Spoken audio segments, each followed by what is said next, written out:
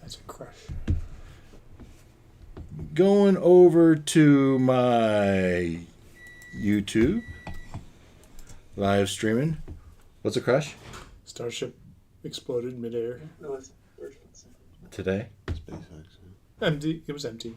Okay. It's crushing defeat for. Yeah. Wow. NASA's right at a critical stage of contract negotiations, I think, with it. Yeah. To go All to right. Mars. All right. That's a little bit of a down note. As we go live from my basement, it's Thursday night. Woo! All right. Hey, so jumping back over to OBS. Welcome to Dave's Imaginations. Dave's Imaginations presents a dungeon crawl classic, Sailors on the Starless Sea.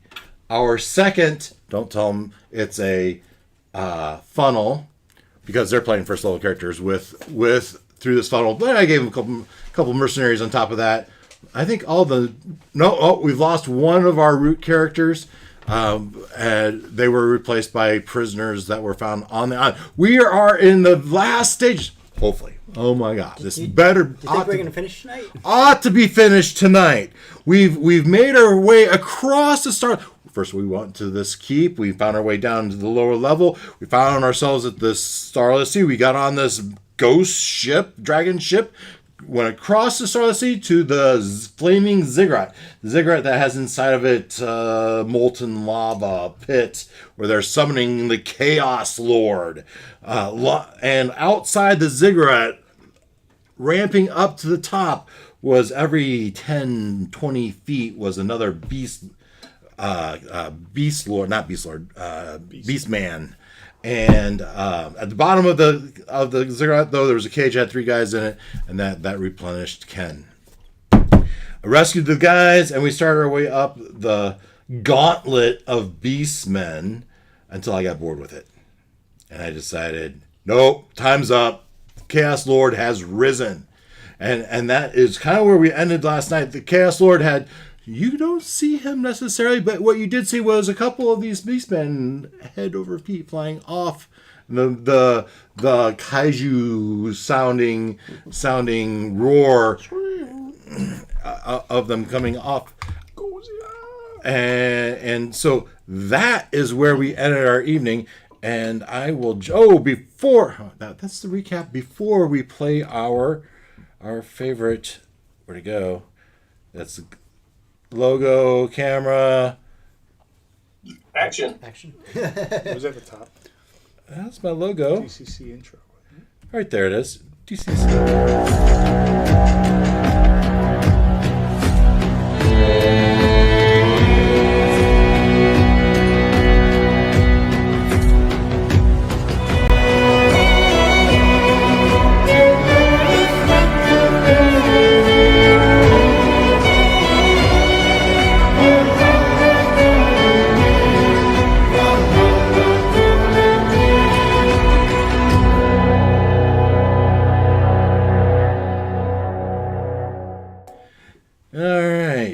Back to the corner camera. Let's go. When you mute it, does that mute Discord as well? No. Okay, so you can hear our banter. They can't hear it. So the stream gets it, but our banter doesn't talk over the intro. Right, but Discord, they can hear our banter, but YouTube can't.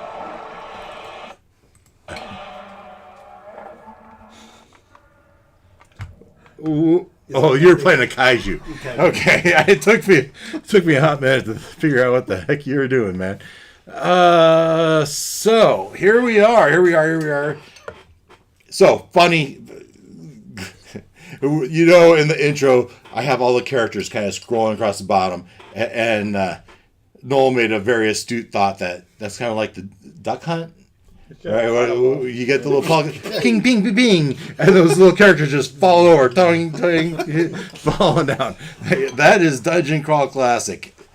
All right, so we are here, and we've just heard the Chaos Lord, and so if I go, and Glenn, I'm thinking in your. desperation, you've been saying, "Oh crap! Oh crap! Oh crap!" If PG-13, guys, PG-13. Oh crap! Oh crap! Oh crap! Crap! And your patron hears you and says, Hello! I might be able to help. As a patron of mine, you are worthy of having these spells, but you will need to do something. I have something in mind that you could do for me. Would you like the Big Bang Boom spell? That sounds wonderful. It's quite literally called the Bing Bang Boom spell. So, if you want the Bing Bang Boom spell, you must save all of the creatures. All these beastmen. They are just puppets of the Chaos Lord. Defeat the Chaos Lord and save any beastmen you can. Do you accept? Okay. So you accept my terms? Well, you just said anyone we can. Say that again? Do you accept the terms? Yes, I will try to save the Beastman. I will be watching. Poof. So, you now have that one spell. Okay. And the clarity of it comes to your mind. Now, have you read that spell yet? Sort of. Sort of, yeah. So I read through it just once, right? Not necessarily in great detail. I read through it just once. It takes 3 actions to cast that spell. Or really, it's 3 spells in one. And once you do the first one, you are committed to doing the second one, unless it fails and you can't do it. But the first one's you can't just stop after the first leg of the spell. Okay. Yeah. And so maybe I'll yell out to my companions, let's try to go straight up to the big baddie and forget the rest of the Beastmen. And so, Glenn, if we keep the same initiative as last week, I have you top of the initiative. Oh, okay. Would you like to push your way forward and lead the charge? How far? Oh, that's a box. Okay. Well, remember, there's those lines, that's 15 feet walls. Yeah, okay. So it's 30 feet horizontal, but it's also 30 feet up. Out at least, yeah. Yeah, okay. And is it like craggy enough that we could try climbing up? Not without a. So I said last week, if you got on somebody's shoulders, they could boost you up to the top, but only the thief is going to be able to climb that sheer surface. Okay. Or be able to attempt to climb that sheer surface. Is there such a thing in DCC as trying to do non-lethal damage? I mean, like, can we try to just knock out the beastmen or shove them off the ledge? Yes, there is. Okay. So we could either try to do that, or we could try to hold each other up the wall. So you share with everyone what your Patreon just told you? Yeah. Yes. My patron has granted me another spell, but we must try not to kill the beastmen. So, somebody give me a boost. How about that? And so you walk over to the edge, and right there is Philomena. Are you asking Philomena to give you a boost? Well, or I could give you a boost, and then you could pull me up. 15 feet. So if she's laying on her stomach with her arm reached down, I'm not sure she's going to reach you. This is going to take a true team effort if you want to do it this way. Cheerleader pyramids, what I'm hearing. And then the last person screwed. So I will climb up, hearing that he wants to get up there. I'm going to climb up. Okay.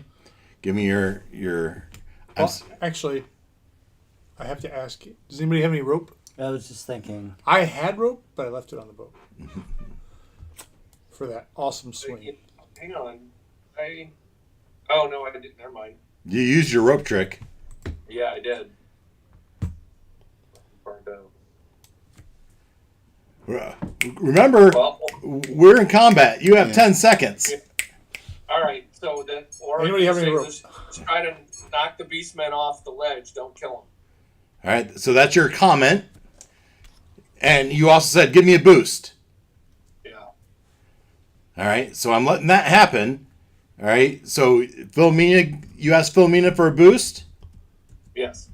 All right, so she lifts you up, and with you on lifted up, I'll say that you can reach the ledge with your hands, and you're going to try to pull yourself up.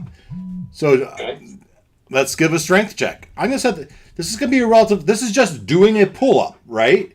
Okay. Mm-hmm. Although a pull up with a bar is one thing, a pull up where you're on a ledge, I think is probably a different thing. But still, I'm going to set the difficulty class at 10. Okay. Think of the adrenaline you have going through you in this instance. Yeah. Think of how much energy you've already used up. Yeah. No, let's not. Think of how manly I seem by having this skinny woman push me up there. So it's just a D20 plus my strength modifier. Right? Yeah, plus your strength modifier. Okay. Natural 20. So it's kind of like you get up there and you do one of those pull-ups and you thrust yourself up and you kind of spin around and jump on one knee, the heroic landing. You land it and you kind of just brush off your sleeve. And as you kind of thrust yourself up there, you got a pretty good look of the Chaos Lord on the next level. I think that's your turn, man. Okay. Ken. Oh no, I was next. All right.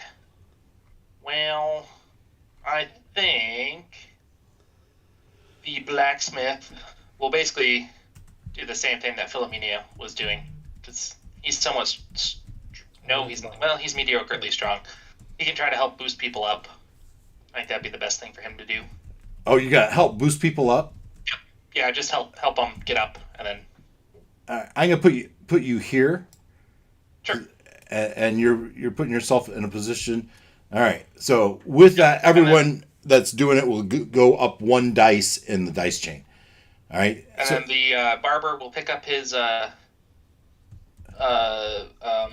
razor blade that he threw last turn. Yeah. And then he'll climb up. All right. Climb up. So roll D24 and add your strength modifier. We're looking for a 10. That's a natural 6. A natural 6. So he gets up and he falls back down. I don't know, man. I'm a barber. I'm not some physical. And he falls back down to the ground. Pushes the Christian's rutabaga farmer out of the way as he lands. Shoves him out. Falls on him kind of. And anyone else, or is that all you have left? Nope. Those are the survivors. All right. Wes, you have the blacksmith offering to give you a boost. So it's, I guess, is everybody going up? We're all taking a shortcut? I'm looking up. It's on my turn. I mean, you can answer this question. Respond. Yeah. I guess we got It's to worth go a up. shot. I mean, the dwarf's not very tall. is the I don't know fastest if way that's up. going to be tougher for him. Okay. So the butcher will attempt. The butcher. Yeah. All right. Does anybody have rope? Is that D24? D24. As you are getting boosted up, the little halfling says, Anybody got any rope? Nope. I used to have a grappling hook, though, before I fell in the water. You used to have a chain. Used to have a chain, too. 7. must be slippery in the spot as you fall back down to the ground. How about Philomena? What's she want to do? Yeah, she'll try. Comes around. I think just rolls and rolls and rolls. 9. No strength modifier? Oh, that's a good point. The first one would have been a 4. Yeah. Philomena That'll be a 12. Oh, 12. Yeah, 12. You lift up, you get up there, and not quite as heroic looking, as easy as what's your wizard's name? Why do I? Nightingale. Yeah. Why? What happened here?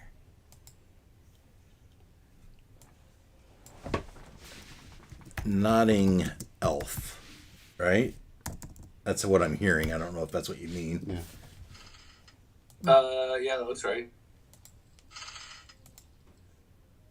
Nodding elf.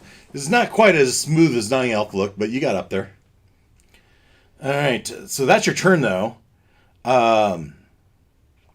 After Wes is Christian. All right.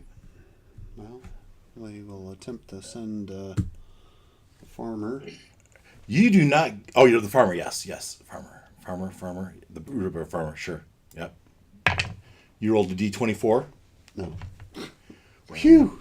Yeah, thank goodness. One here. One there. It does roll quite a ways, though. That's why we'll put it in the box. Okay, that's. Oh crap! Really had to be that way. Well, it was a 10, but his strength modifier is -1, so that's a 9. Yeah. So you're up there and you're just dangling.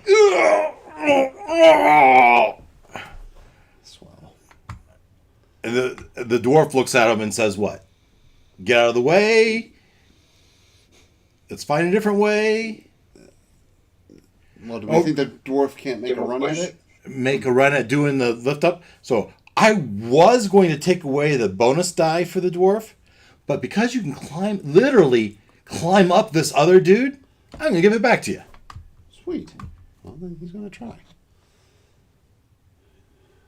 Hold still. Holding. Hold on.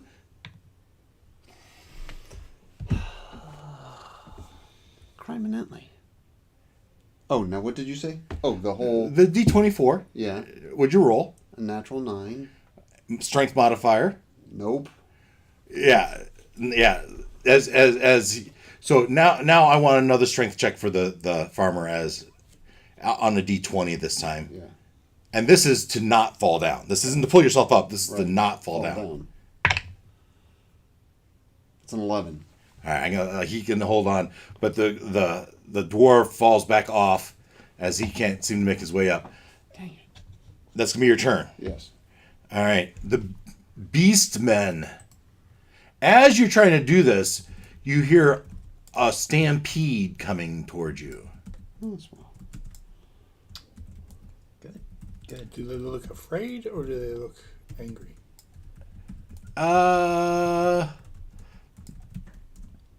So that's their normal movement. Do they look afraid or angry? I'm gonna say afraid. That's their move and a dash. Next turn, unless you do something, get out of the way. They're gonna either attack or trample or whatever they're gonna do is gonna happen. All right. Now I need to have two guys up here representing the shaman and the Chaos Lord. He steps down. You know what? Yeah, no, he is a tall creature. All right, so 5, 10, 15, 20. That's not right. These are 10 feet squares. 10, 20, 30. And what can the Chaos Lord do? Well, first of all, he has this nifty flail, 3-headed flail. Look, he's carrying a shield as we look at his picture here. Flames are bursting off of him. A singular eye of a Cyclopean Chaos Lord. I don't know, the goat-like legs. Swell. And he comes down and he sees Philomena and Nodding Elf, and he just 10, 20. He's in an attack position. good decision to climb So, up. yeah, we're going to wrap this finale up here. Yeah, in yeah, the well, next hour or so. yeah, one way or another. Yeah. Okay, Noel. I will try to climb the wall.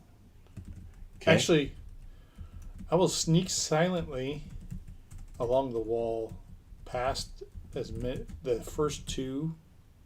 You're going to try to get behind him? Yeah. And I'm just going to hug the wall as I do it to avoid Sneak contact. Sneak silently to avoid him hearing you? Both. These guys? Yeah. They're going to notice you. Well, the idea is I'm trying to avoid them. Yeah, I get that. So you're hugging the give wall. me a disadvantage or whatever. Yeah, no. Right. There, you start to go past them, and you hug the wall, And they keep running past you. Right? They don't seem to be interested in My goal is to get behind the chaos log. All right, so it looks like I am. That was what, 15 feet? Sure, 15 feet up if you want it. It's a D10.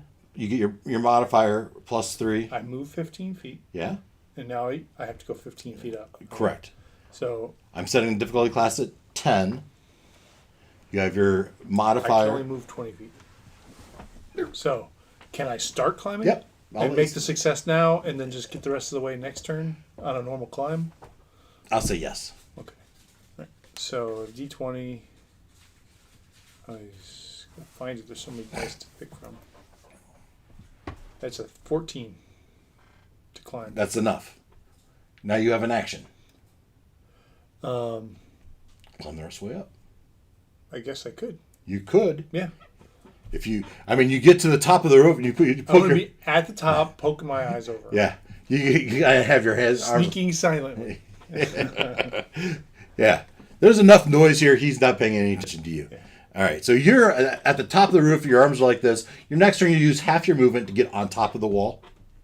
Fair, because you're prone. Basically. Next turn, yeah. Yeah, half your movement to get on top of the wall, so you're standing, Sure. and then you'll have 15 or 10 feet of movement left, Sure. assuming you're alive. Yep. Assuming I'm alive. All right, we're back to top over to Glenn. That was quick. You see me So trying I to do put my right now, but blacksmith's I believe gloves on. What I remember is that last week I tried to use my sleep spell and it fizzled on me. Correct. That's what. Okay, Yeah, I don't think you had much spells left. that's true. So I'm not in base contact with this guy. You are not. Run away. Okay. Back over the side. Yeah, because I think I want to try to do the big spell here, but it's going to take a while. So yeah, so let's see. Philomena, hold him off. He pushes Philomena towards the chaos. You got this, right? You push your only cleric in front of the big bad. What was that? She's the only cleric So you move 30 feet to here. who heroically tried to come up and save you. And I start casting Bing Bang Boom. All right. So this is just roll a 20-sider and get my +1 for my level, right? Correct. All right. D20 +1. Hell, baby. Nope. I think 7. Seven. Okay, so on a 7. Failure, start over. Right, 2 through 11. Oh, man. Okay.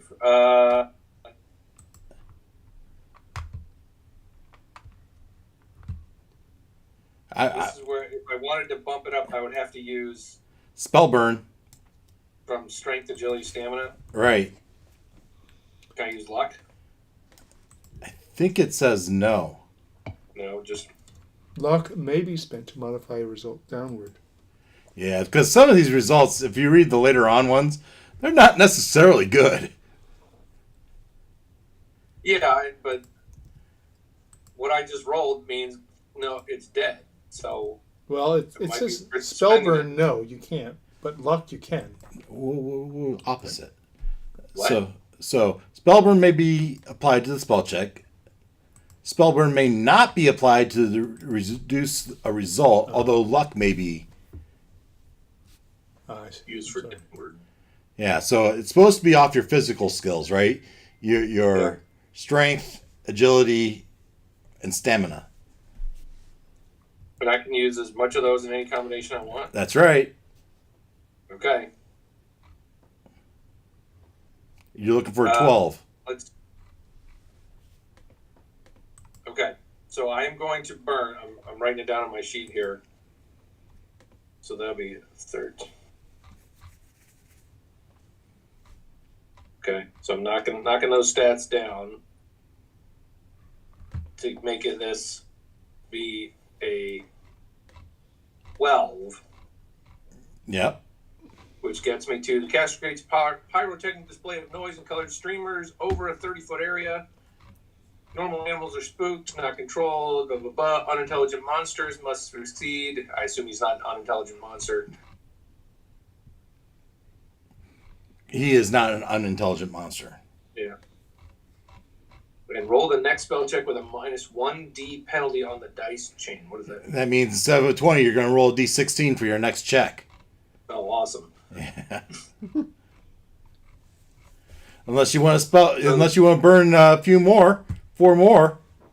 Yeah. All right, so there's 30 feet around me is full of pyrotechnics. Woo! Noise and colored streamers. That's the bang. No, that's the bing. It's the bang? That's the bing. Okay. Bing, bang, boom. That's the bing. All right. Ken? Okay. So, It was a nice idea, but you didn't have a lot of success. no. And you're underneath, you're kind of half holding up this rutabaga farmer who's clinging to the edge of the wall. Can I try to push him up? Yeah. Sure. In my mind, that is you helping him. That's giving him the bonus die as he tries to climb up. Okay. Yeah, he will continue with that, and the barber's just gonna try to hide and hope that all these creatures that are running are just gonna run around. You probably would have noticed that they didn't bother with me. Yeah, they just passed, or Chip just snuck past them, and they didn't seem to care. So that's your 2 people. We're to Wes. You're staring Big Bad and Ugly right in the face. Okay. If you try to run away, he's going to make a swing at you. Yep. Well, I mean, don't have a lot of option.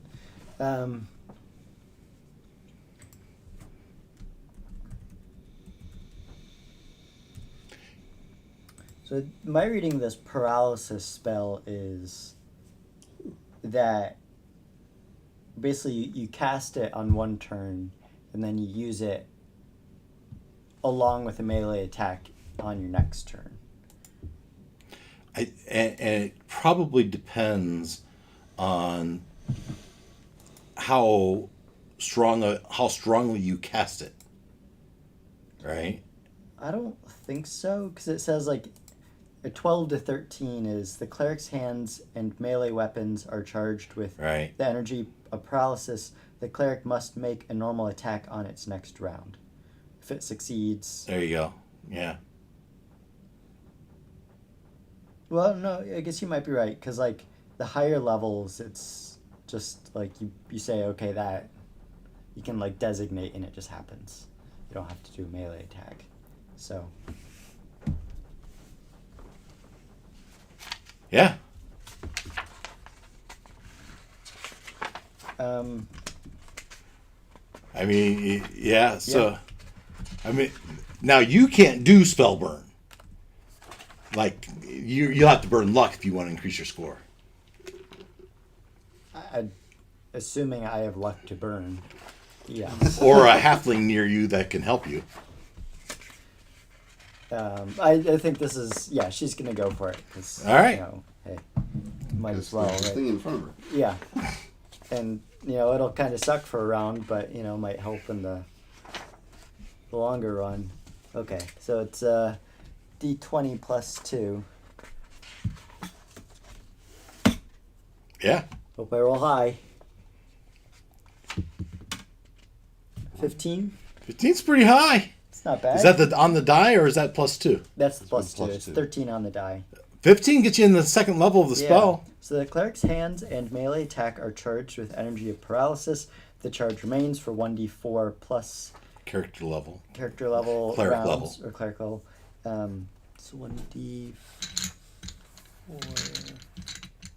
Their D4 is a little funky. I like mine. 2 plus 2? 1, so 3. 3? Any attack by the cleric during this period will deliver normal damage plus paralysis if the target fails a will save. Okay. What I'm not reading here is that you have to wait until your next turn. The one previous says on his next round. Do you read it in here? No, but I think it's inferred. Yeah, Because it does make sense. yeah, basically it says the hands and weapons are now charged. You've used your action to cast the spell, Right. so you don't get another action to then attack. Right. It's my interpretation of it. So, Cool. Would you like to move? at this point, yeah, that would probably be a good idea. Is that an opportunity attack, though? Yeah, it is. I'm going to be attacked one way or another. Well, yeah, okay. Brave Sir Wizard ran away, so So you gotta try to run away? yeah.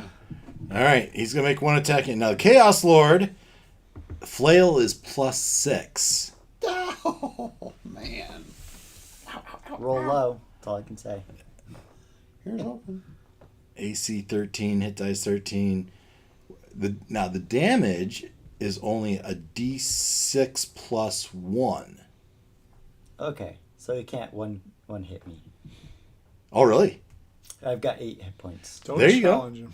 So- Critical roll. Critical hit would. It's good for me to know. Yeah, a crit would. All right, Probably. so But- yeah, that's right. A crit might do it. So we're doing a plus 6 to this roll. A d20. Is it this one or is it this one?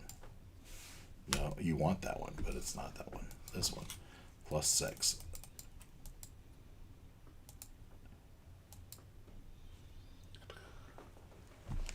Oh, my. Oh! Do you want to re-roll that one? Do you like your roll? I don't know how much more I can.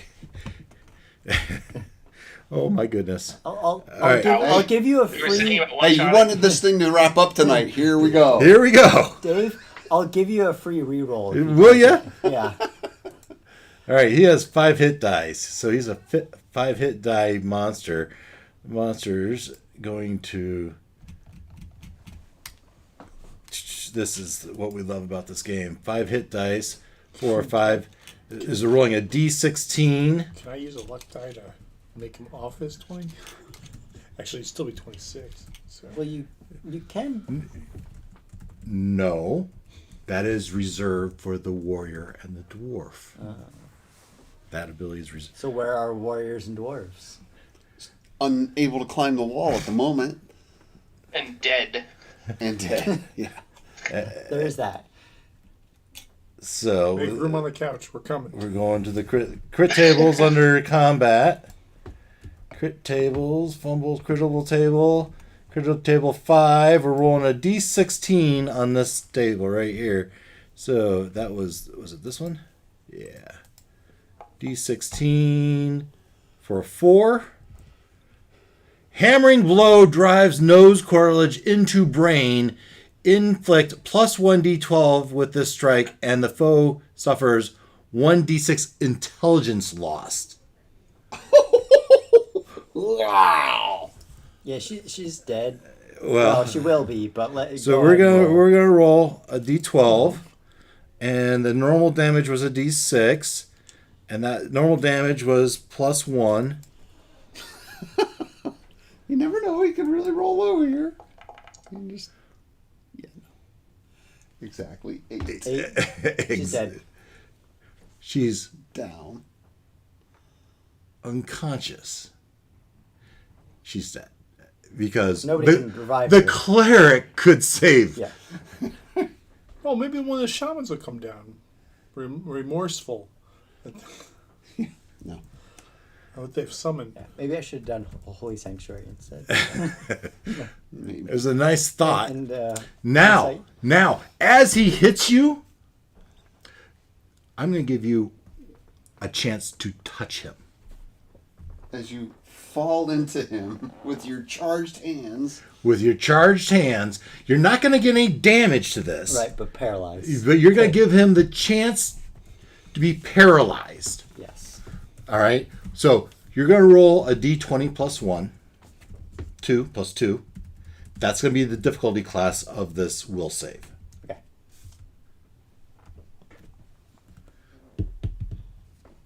$12. All right. So his will is a plus 4. Oh, geez, Christmas.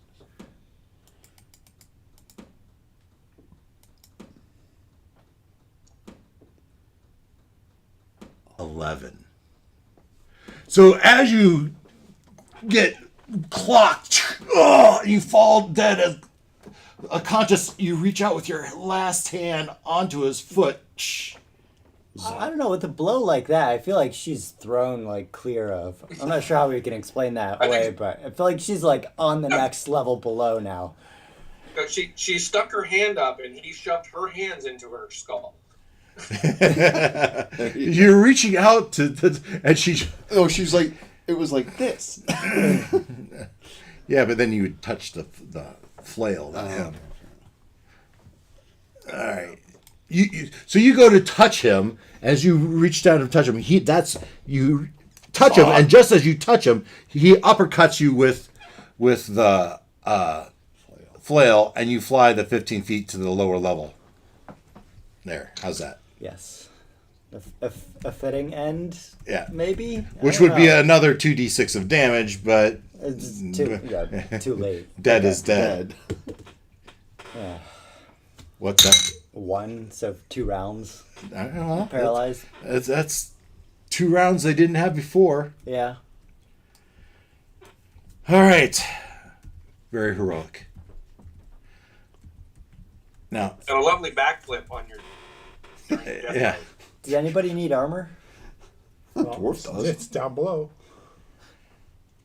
On your next turn, I'm going to let you roll on your luck. You may not have any luck. When I say roll on your luck, you have to roll underneath whatever luck you have left. All right? And you can modify that down if you had a modifier. What's your normal luck score? I have 3 luck left. And what's your normal luck modifier? -1. Well, that's not going to help you. Okay. So we'll do that next turn, okay? Mm-hmm. If you roll a 3 or less, you'll just be unconscious. Okay. All right. That was Wes's Christian. I guess I'm curious, and this will apply to maybe some other people. Does the Chaos Robe, help at all? Does the Chaos Robe? Yeah, some of us were wearing the Chaos Robes that we had found. You saw what it did for the Beastmen, right? Yeah, That were flying off. So it. Okay. Yeah. So those robes, you were supposed to do the Chewbacca thing with the robes, right? That was the intent of the module, was going to let you sneak your way up there without the Beastmen really bothering you. Yeah. That's not the path you guys chose to take. So I mean, murder hobo. Yeah. So, now, Mr. Rutabaga Farmer, Yeah. Rudy, as you are struggling to pull yourself, Yeah. you're starting to wonder, do you really want to come? But you have the blacksmith. He's dutifully pushing you up. You do notice that the Chaos Lord does seem frozen. Yeah, he's Yeah. not moving. Right. Take advantage of it. As his flail just. Did I notice Philmia go sailing off? Oh yeah. You would have heard it too. Yeah, right. And you see fireworks off in the distance for some reason. Yeah, right. swell. All right. Well, I will attempt to get up there. Again. D24. Yep. Modified by your strength. Ugh. Pick that up. Yeah. Come on. No advantage with a helper. I gave you D24. Okay. That's their version. Okay. This time there's no hold on as you slip off. Is it advantage like lower die? Advantage is giving you one better die to roll on. Isn't that a 16, not a 24? No, that would reduce your chances of success. Okay. All right. Yeah. I think you're right. 2 minus 1 is 1. I just don't know how to do that. Yeah. So your arms finally gave out, are dead tired. Oh my god. Donk. Okay. But then you see this horde of beastmen charging after you as you press yourself against. Yep. I guess you seen what the probably others have done. sitting. How about your other character? How about the dwarf? Yeah, the dwarf. Okay, so let's see here. What's the dwarf gonna do? Yeah, what is the dwarf going to do? The heroic dwarf, Right. master of deeds. Yeah. That would be swell.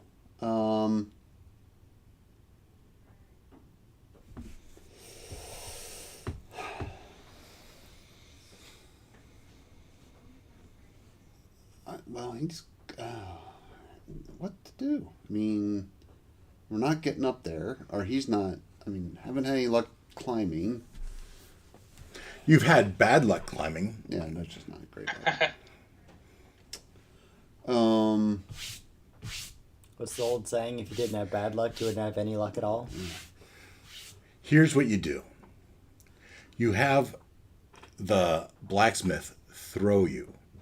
Whoomp. That's your deed. Okay. All right? That's what the deed is for.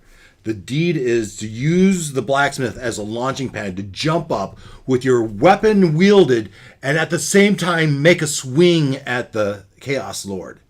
Okay. All right? So this is where you roll your D20 plus your strength modifier plus your D3 to hit. Okay.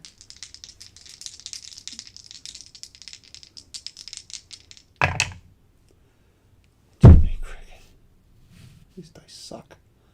Okay, well, the D20 is a 5.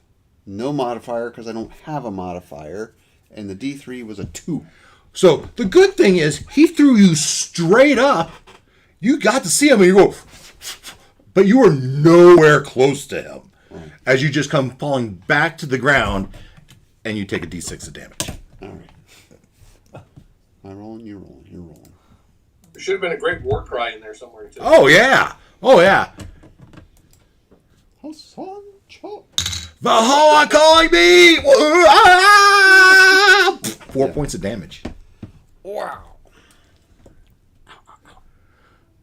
I think that's your turn. Oh, yeah, clearly. The butcher would have run over to Philomena's crumpled body and... The rutabaga farmer? No, No, the butcher. The butcher, he said, is going to loot his colleague. Well, not loot. No, because I mean, she might come back. Yeah. One last gasp chance next turn to see if she's survived the fall. Yeah.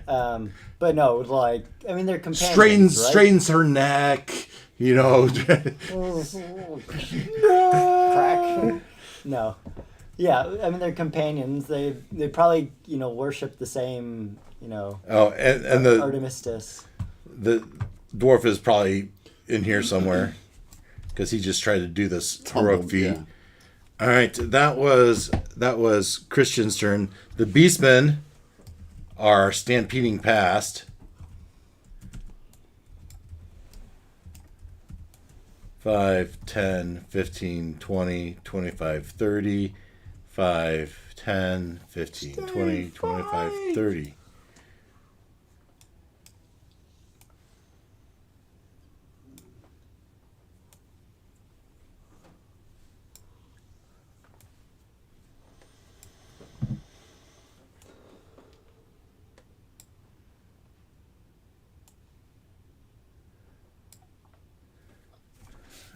And the effect on the paralysis lasted 2 rounds. Yes. All right, so you get one more turn before Big Bad Dude wakes up again. Well, it would be that was the Beastman's turn. Is after Krishman. So this was his first turn skipped. Okay. This is his first turn skipped. Noel? I will jump up there, see that he's not moving, and backstab. Backstab! Go ahead and use a D24. Okay. Because he's paralyzed. Okay. And it's 2 attacks. So first roll. Oh, I'm sorry. Do they normally do D16s? Yes. So D20s. All right. So he still has to roll to hit, even though it's paralyzed? Yeah, so I looked up the rule on paralysis. You're supposed to move up the dice chain. It's not an auto hit. I got a 14 plus 6. Ooh, yeah, well, that's a hit. And so then that's 1d10 damage.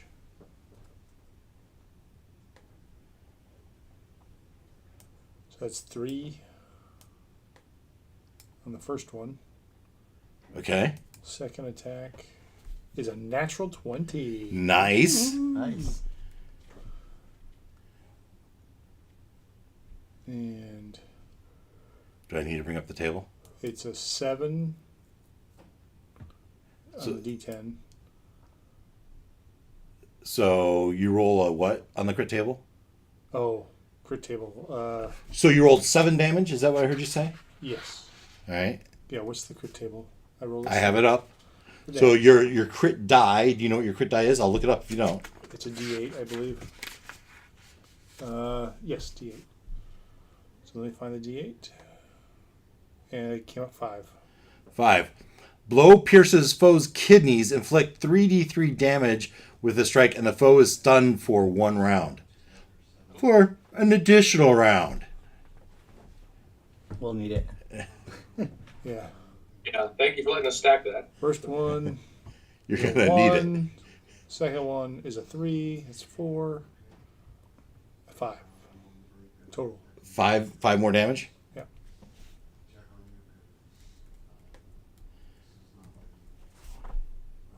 So you said you stacked that stun? Yeah, so he's going to skip the next 2 turns. All right. He's nervous about his wife who's not responding to his texts. That was Glenn. We're back to the top of the order with you. Okay. So, second round of my oogity boogity for this spell. Roll well, my friend. I sure hope so. Yes. Yes. So it was. And you even rolled with the right die. damage Good for and you. 5 additional. Yeah. Crit table. So, Would you like to burn 1 spell burn to get That to was the next second level? attack. The first one, I don't. oh gosh. Do you have any strength, stamina, or Oh yeah. I got, so now, does that come back with a long rest, or is that permanent? one point of each comes back with, well, it's 2 if you're in a bed, 1 if you're not. So if you're in a nice comfy bed, a hospital bed, if it might need to be, then you would get 2. If you're on the bottom of a cold, wet dragon boat, you only get 1 on long rest. Let's not get ahead of ourselves. We got to live through this first. So, well, if I go up to the next one, it's talking about you take 1d3 damage. If I just stay where I am, it's actually more damage. I think, the way I'm reading it. All right, second spell check. A number of missiles equal to your level plus 1. Each missile does 1d5 plus your cleric caster level, I guess must be. They always hit. Takes appearance as... I love the appearance. All right, so that's that one. A mob of normal creatures comes from the caster's aid. They consist of any normal creatures. They move at 40 feet per round and can sweep other creatures with them. Wow, that's that's complicated. Unless I want to pick them up and throw them in the ocean. So what I'm going to rule is there's no creatures here other than the beastmen. The beastmen will come running to your aid. Yeah. So that's how I'll rule that. So the where that would help is it said you can move 30 feet, so I could have him chuck him in the water and hope he drowns while he's still stunned. Or throw him back in the pit. What's in the pit? Well, you can feel the heat of this inferno, the lava, the burning pit of hell. Throw him back from whence he came. In a direction that's chosen by the caster. Okay, we'll do that. All right. So let's just read this. A mob of normal creatures, we're going to call them the beastmen, fill a 20 foot by 20 foot area. So 5 foot goes 20 foot by 20 foot. That's 4 wide, right? 4 by 4. So all those beastmen that just ran away are going to come back to your aid. They move at 40 feet per round and can sweep other creatures with them. Unresisting creatures automatically move 30 feet in a direction chosen by the caster. A resisting creature must make a DC 10 strength check, which he'll fail. Right? Because resisting creature must make a DC 10 strength, but he's paralyzed, so he can't make that check.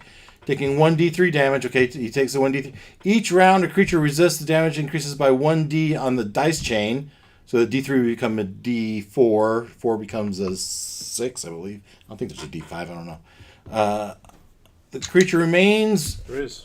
Yeah, I think there was. The creatures remain for 2d5 rounds and then scatter. Attacks against them are ineffective as their numbers are replenished if any are slain. Nice. Except area attacks doing damage equal to the spellcaster results are greater. The caster can choose which creatures in the animal's mob's area are affected. Mobs travels more than 200 feet from the caster. So they can move 40 feet per round. All right? Yeah. Can they climb the wall? I'm going to say... So these they're gonna kind of do what you guys were doing. These three help these guys up.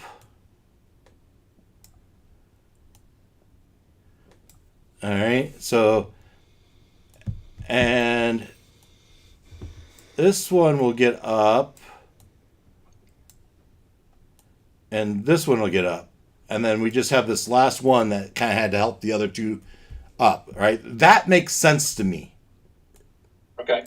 Fair? And I rolled, and they're going to remain under my spell for 5 rounds. Nice. So these beastmen just rolled up because of your influence. They got up here and they are charging, but that's their normal movement, and now. I guess they get for their attack. They use their attack action to move up and just swarm this guy. Now he's paralyzed, and so they're starting to lift him up. Cool. All right.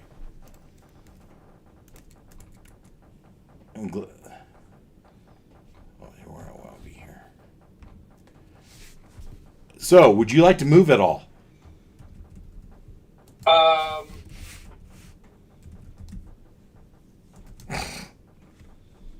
That's another 15 feet up. Yeah, this ledge is 15 feet up.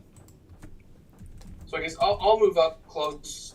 I'll do it. So this square is a little bit deceiving. This might make you think, this middle square might make you think that it's going up another 15 feet, when actually it's a pit. Boy, the chair is noisy today. Okay. I'm happy. I'd say. Ken? Okay. So this train of pulling people up has fallen apart, it seems like. Yep. Yeah. Even with your help, they're just not strong enough. It's just Just failing miserably. All right, so I think the blacksmith and the barber are just going to start running down the hallway to try to get up. Blacksmith and the barber. All right.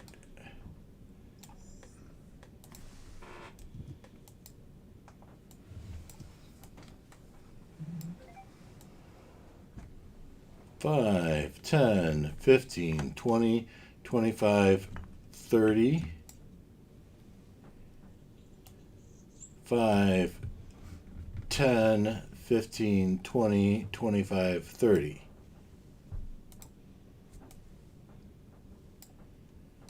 All right. That's Ken. Wes. All right. This is your, unless you have another idea, this is your luck check. 3 or less on a D20. Do I add the -1 to my roll? You're supposed to. I mean, that would help me, right? No. The minus, in this case, it would be harming you. So it's opposite in this circumstance. Because if it was a positive luck, you would use that to reduce your number. Does that make sense? No. So it's going to do the opposite of what it's So supposed to do. So a -1 modifier fire would add 1? Yeah. Right. Okay.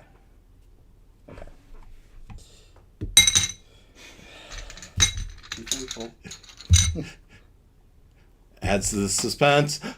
3? 3. 3 on the die. Yeah. All right. So it's 4, right? So No. well, He's letting us waive that. what? I don't remember that rule. It's a 3 on the die. You still got luck. You can. No. Yeah. Well. Yeah. That was lower. Yeah. He's letting it go. You're stable. Yeah. You're unconscious. As Rutabaga Farms aligns your neck in just the right way, Or the butcher. the butcher does. All right. Yeah. But now it's your butcher's turn. As he puts his head to your chest and feels the breath resume. Does the Hulk thing. Wakes you up. Well, I mean, You're just asleep there's now. nothing any of us The can... butcher I mean, knows- She's stable or whatever. Not dead. Not dead. Yeah. She's asleep, Um, right? Unconscious. Um, This isn't a sleep that you say, wake up, it's time to get up, honey. No, this is Yeah. That's what the stabilizing did, didn't Well, it went from dead I to was trying to unconscious. she's still at 0 hit points. it? I thought she had 1. Okay. For all intents and purposes. No, not she doesn't have 1. She's at 0. Nobody healed her. Okay. Yeah. Well, nobody can hear. Right. Anyways. physician heal thyself. If we had a healer, Oh, wait. If only. Okay, so Butcher will... Would he leave her side? I don't think he would. he's known her for, a good hour. Well, they all came together. You're right. They walked from the other town. Well, and it said it with clerics. Often they, in the DCC, if you have a group and there's a cleric, they're often all in the same worship community together. So more than likely, Aristimus. right? They're Yeah. all worshiping Aristimus together. They Yeah, already that's knew probably each other. And, she's probably praying over you, and yeah. okay. So I like that. I don't know if That's she would. sweet. I mean, she's alive, but I mean, she ain't doing so hot. So with that, if you say that she is a wannabe cleric of Aristimus, right? Then maybe we should have to see. There should be some sort of check to see if she gains the favor of Aristimus as she prays over you. Of the butcher. The butcher. Okay. Now, normally that would be a D20. So I'm gonna set. So you're gonna roll a D16 modified by your personality. 14. I'm pretty sure there's a 16. I think this is this is D16. So -1 personality. 13. -1. No, Roll 14 roll the minus first. one's Oh, 13. minus Yeah. 13. So that's that. So as she lays her hands, essentially did a lay on hands. Now you get healed by the favor of Aristimus as you've brought someone to the fold. The lay on hands is one hit die, one of your hit die. No, in this case, because it's her and she doesn't have the full power, I can say it's going to be 1d4 plus your stamina or minus. Of the butcher's stamina? No, yours. Philomena's stamina. Yeah. Is a -1. So 1d4 minus 1 with no less than 1. Well, that's D6. You had it out. This is the D4. Yeah. Right? No, that's the D5. Crazy. Too many. They all look the same. They do. Okay, so 3 minus 1 is 2. You got 2 hit points. Okay. Next turn, you can wake up. I like that. Feels right? Yeah. I like that's a good save or a good story. A good way to work it out. Yeah. Now, what was the intelligence loss thing? It was like 1d12 intelligence. smash to the loss. Oh yeah, It's you 1d6. lost that 1d6. intelligence. Intelligence. 1d6? Yeah. Did you take it off? I didn't roll. That's It's a I think it was a roll. I'll roll it right now. Yeah, she's not very bright anymore. So you will get Yeah. one of those back in a long rest.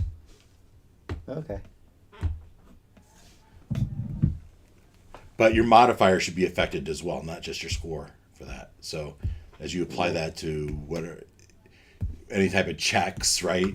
As you try to, if you were trying to search for something, your brain's too scrambled. Yeah, I'd have to get that table. It's somewhere in here, right? Yeah. I have it too. It's pretty easy to find.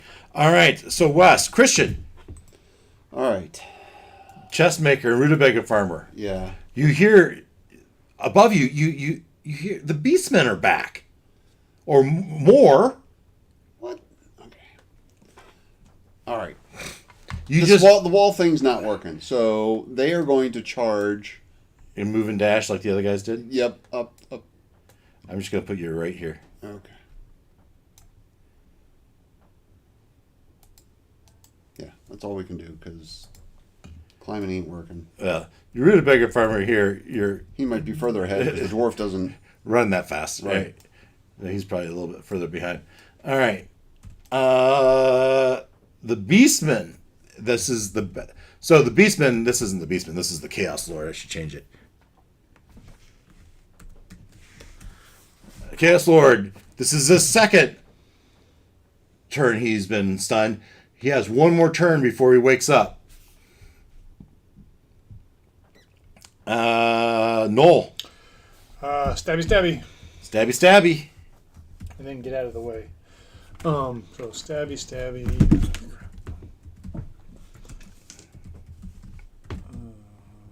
Tools. Right there. Combat. Backstab. Where are you?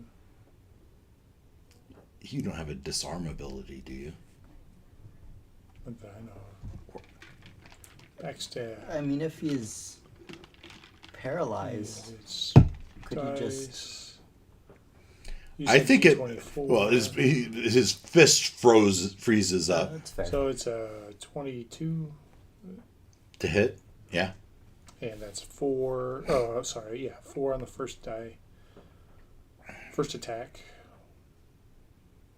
Second attack is 20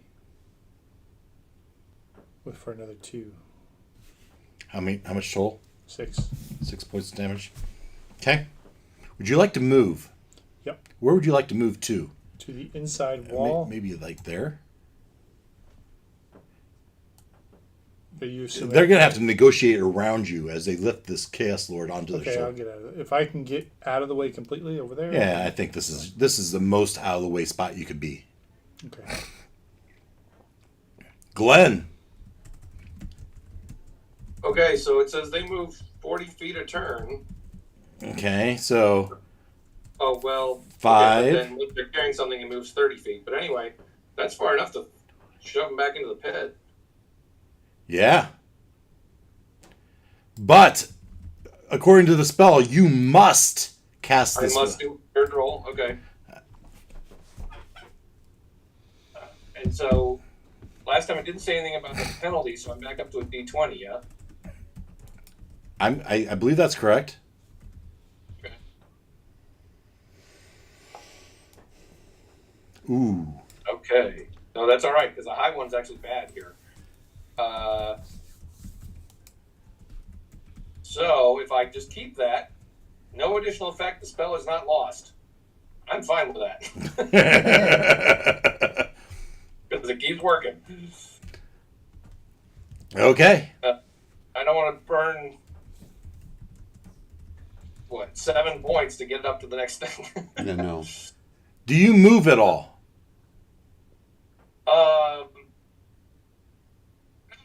I'll come around the corner so I can at least see what's going on.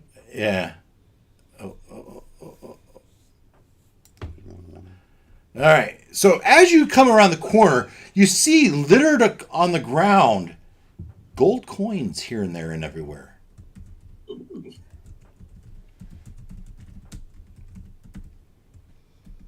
But you've used your action.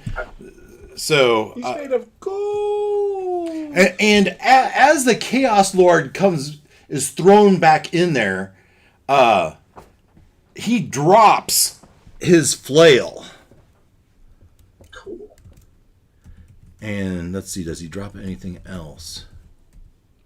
His pot of gold. His pot of gold? Magically delicious. I knew he was a chaos lord. Oh, all right. So he'll drop his flail, but he can't drop his armor, right? He's wearing his armor. So as he gets thrown in there, the pit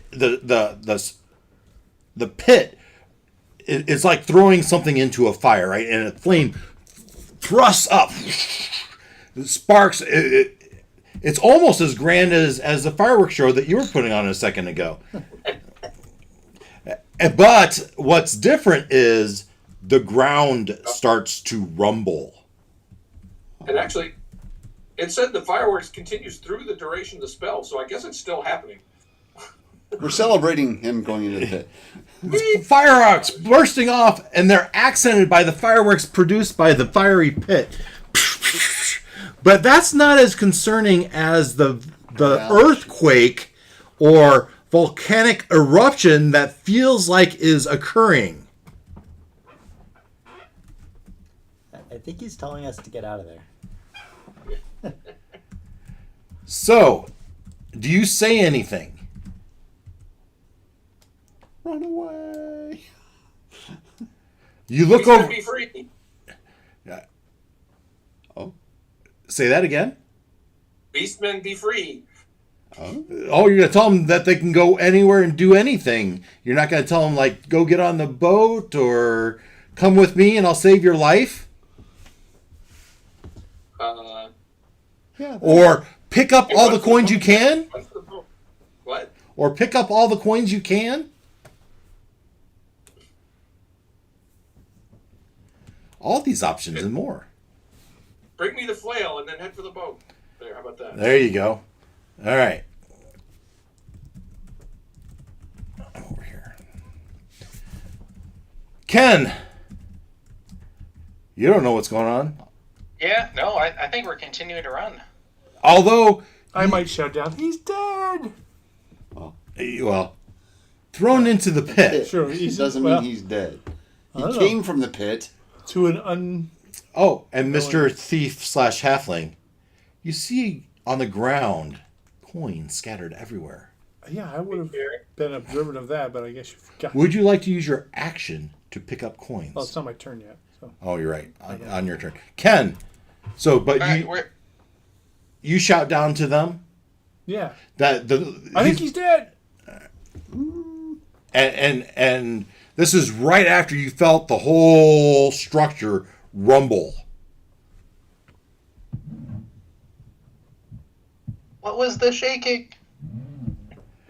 You have this many rounds to get off of this before you make luck checks to see if you're hit by fire. 5 rounds Yay. starting now. All right. Well, I think it's probably time to start turning around and running the other way.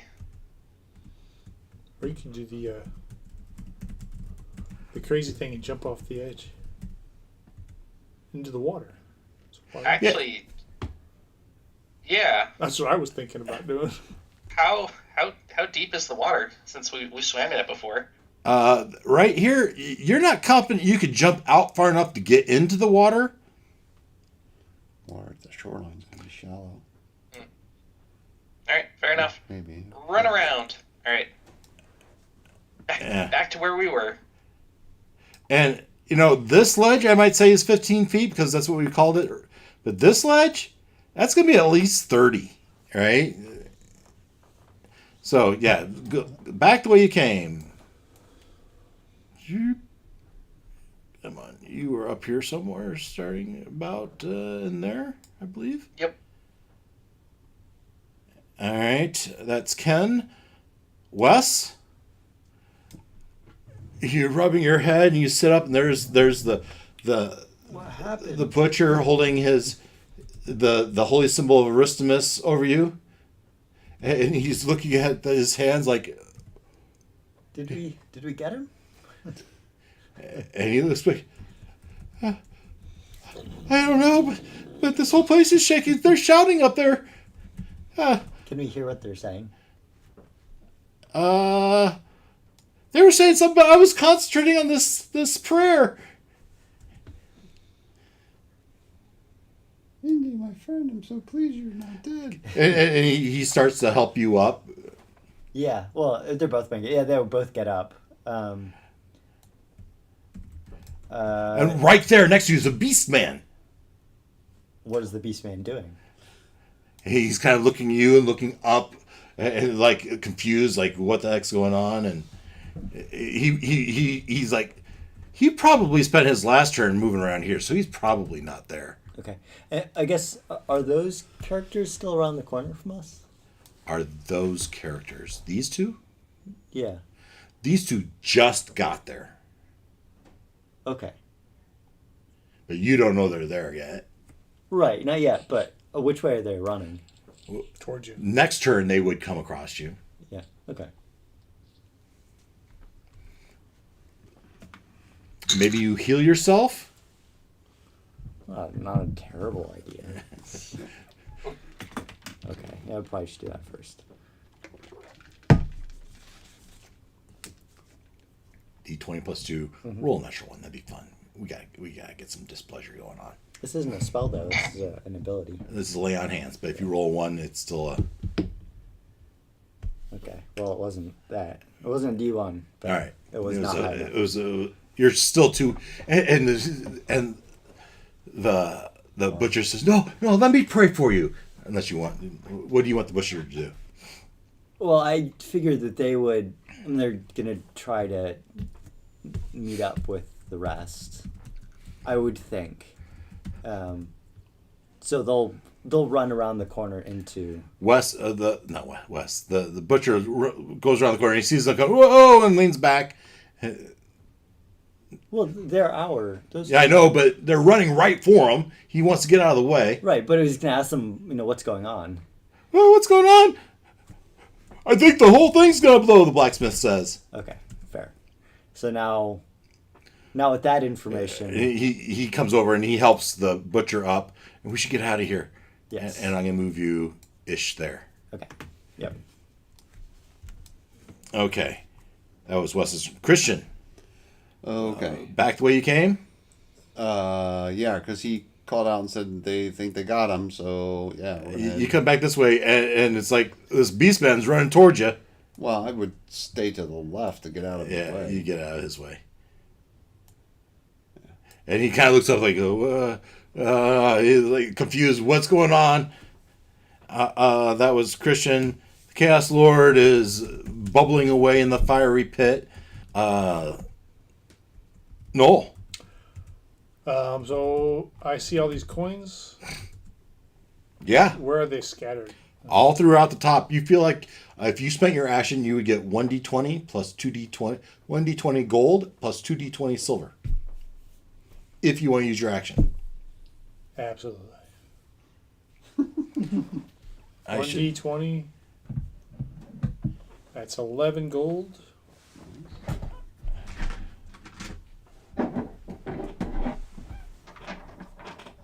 You said 1d20 for silver?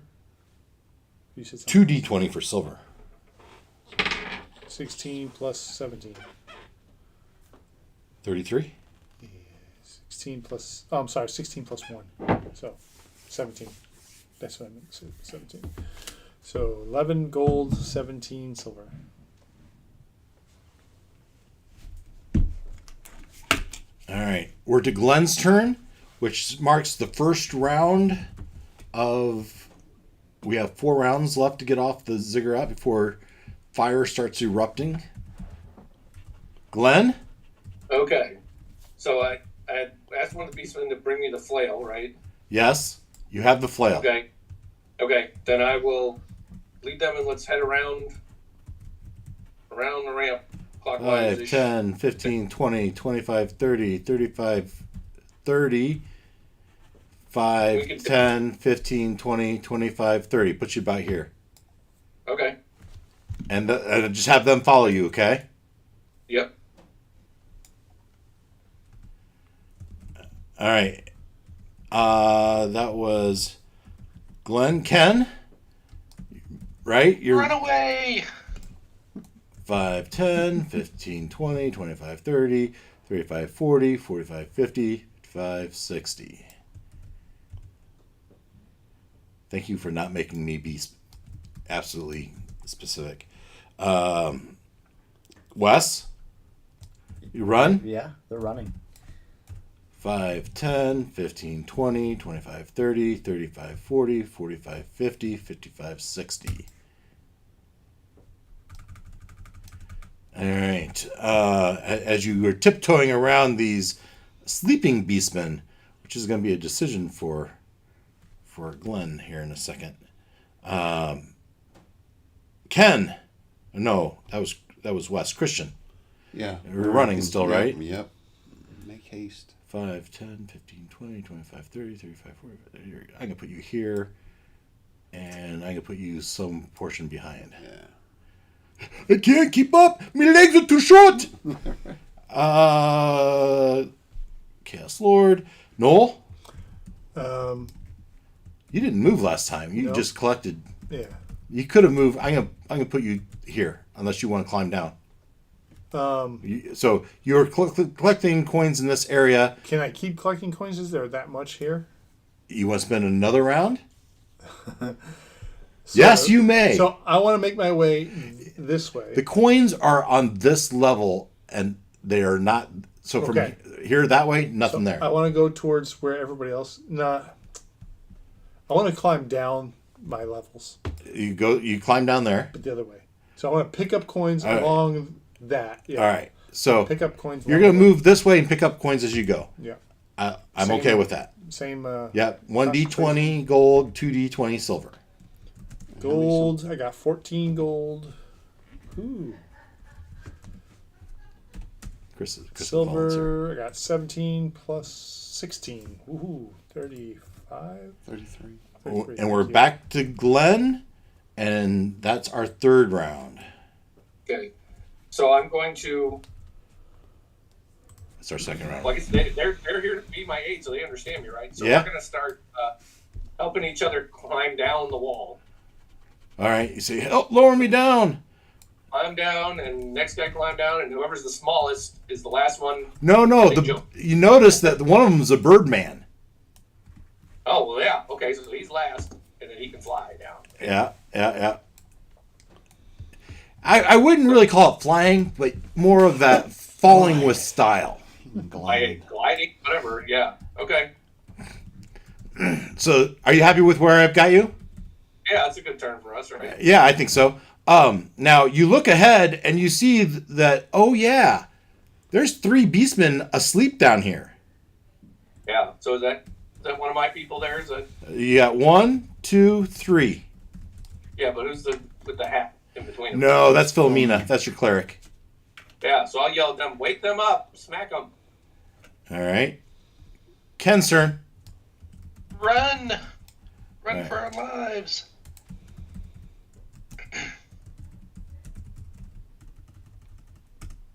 Oh, wow. Gets you pretty much there. I assume, Christian, you're going to do the same thing. Just keep running, right? Yeah, sure. Because I'll move these three the same. They get to about here. Next turn, they'll be able to climb onto the boat. You missed west, though. I miss west, though. Skip them. Oh, west, yes. I'm sorry, west. It is your turn. Okay. So, no, but that was Ken's turn, and then it'd be west. I was just moving you because you were right with him. Yeah. So, Wes, you heard him. Hey, wake him up! These beasts. He wants you to wake up the beastmen. But you look back and you see a bunch of beastmen following him. Yeah, not so sure about that. So yeah, we're just gonna keep on going. You wake them up.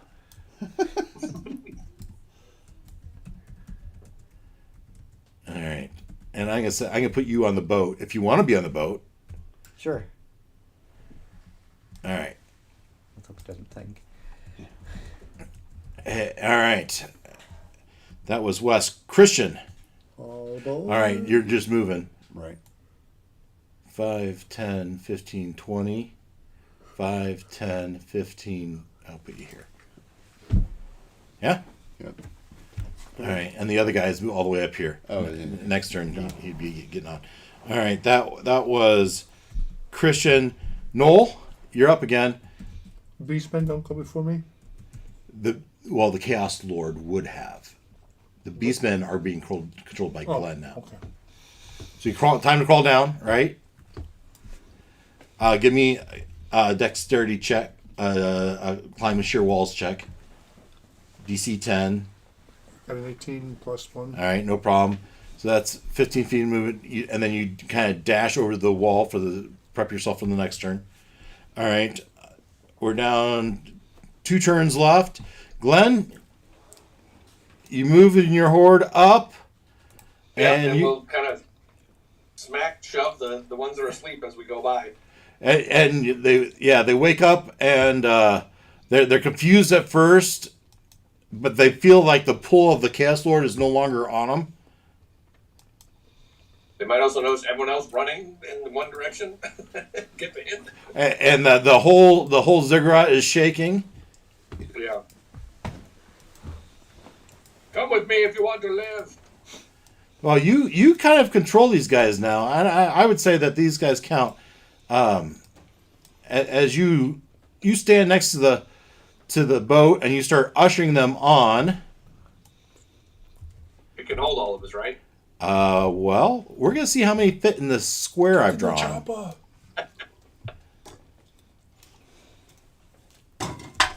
There might not be room for the dwarf. What? We'll throw him a rope. He can water ski out the back. But you'll have lots of rowers. Ken. Yeah. Leave the guy who's good with wood behind on a creaky boat. All right. That's not Ken. That's Philomena. Where's Ken go? Where's Ken at? Here, these two. They jump on. They push their way forward. They get on. We're going to call this boat 3 people wide. So it may not quite be, but we'll call it 3 people wide. Ken, Wes is already on here. Anything you'd like to do? No. You want to attempt to heal yourself again, or that's a good point. Yeah, should do that.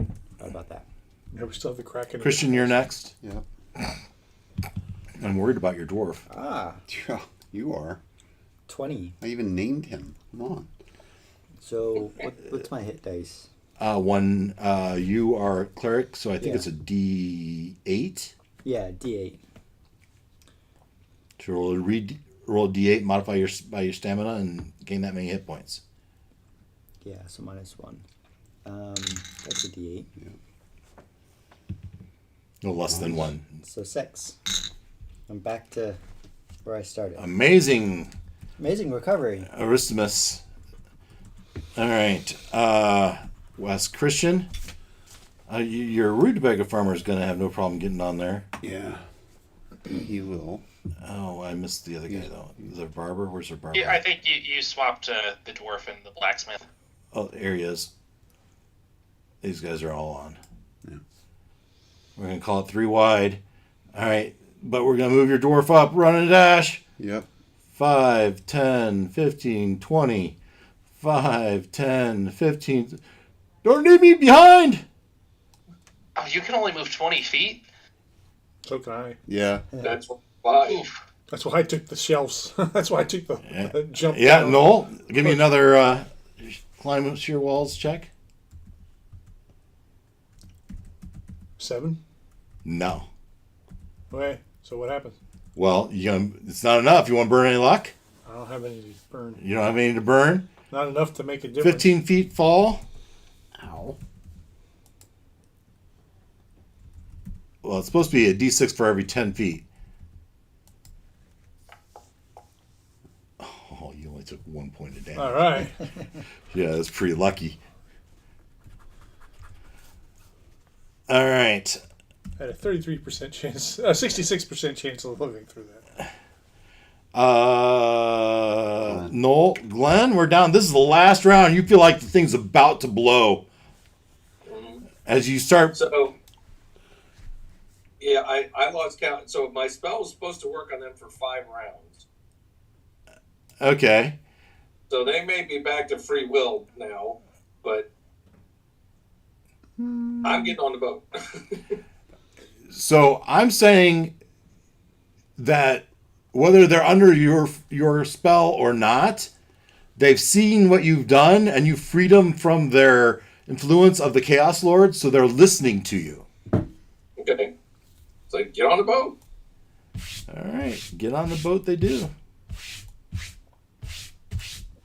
I said it'd be 3 wide. A couple of you go to the back and push. No, sorry. Get on the oars.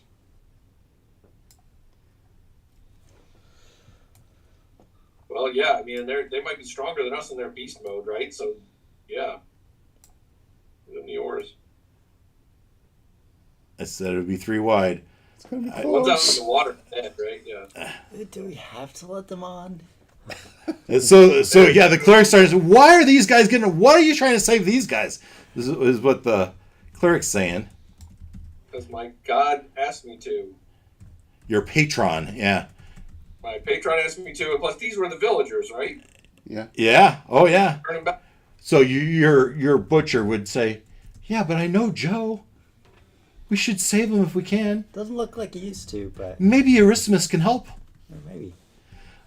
And so everyone else is on the. So that was Glenn. Ken's on. Wes is on. Christian is. Now boarding, group 5. Christian. 25, 10, 15, 20.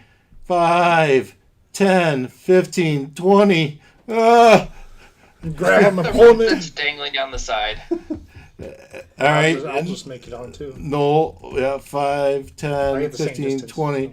Yeah, but with a dash, you can crawl on up there. He doesn't get a dash. He did dash. All right. Behind you.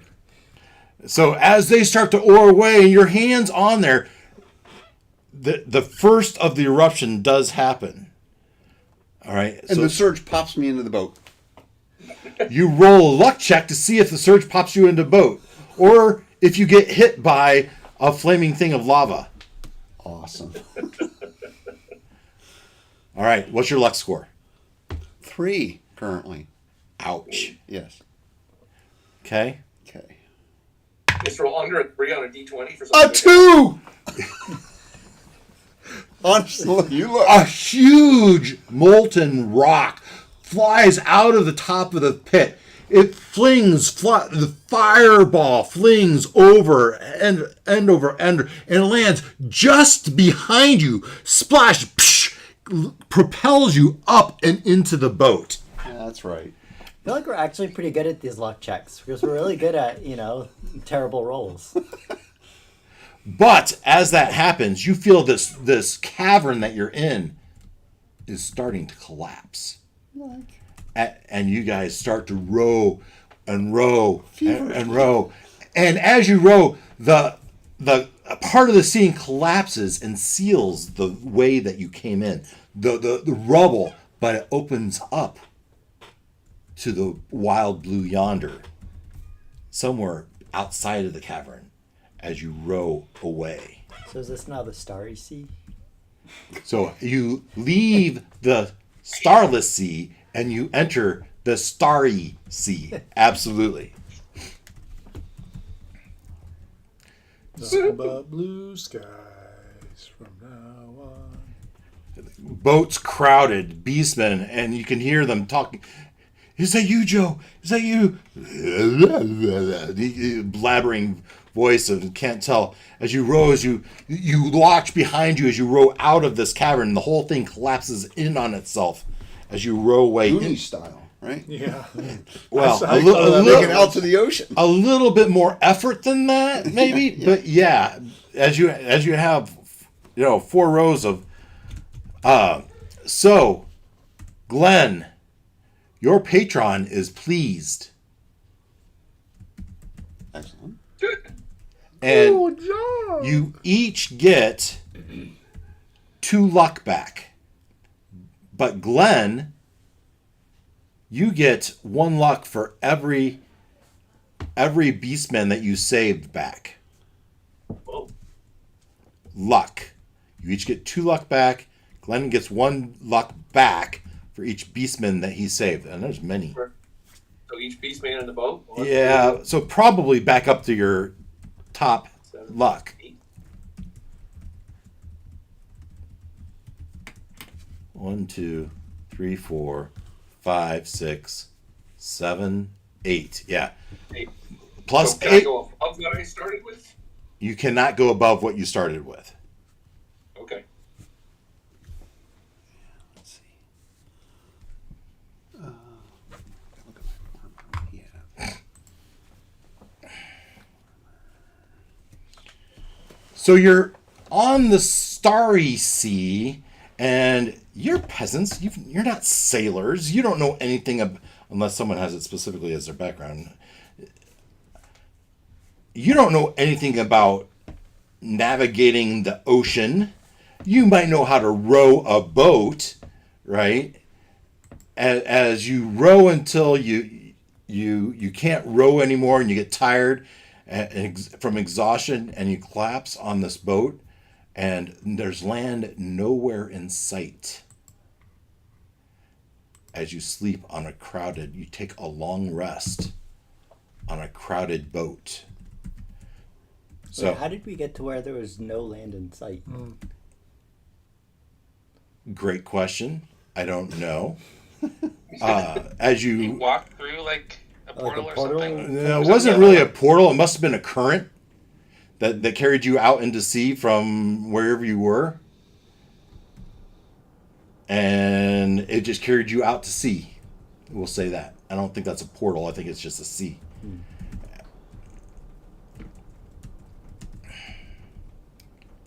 Yikes. Ask me questions I don't know the answer to. You're not supposed to. As we move on to the next thing, you get a long rest on on this boat.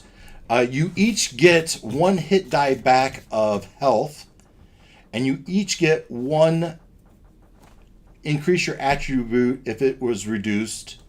You may increase it. It's not. You don't get 1 hit dice.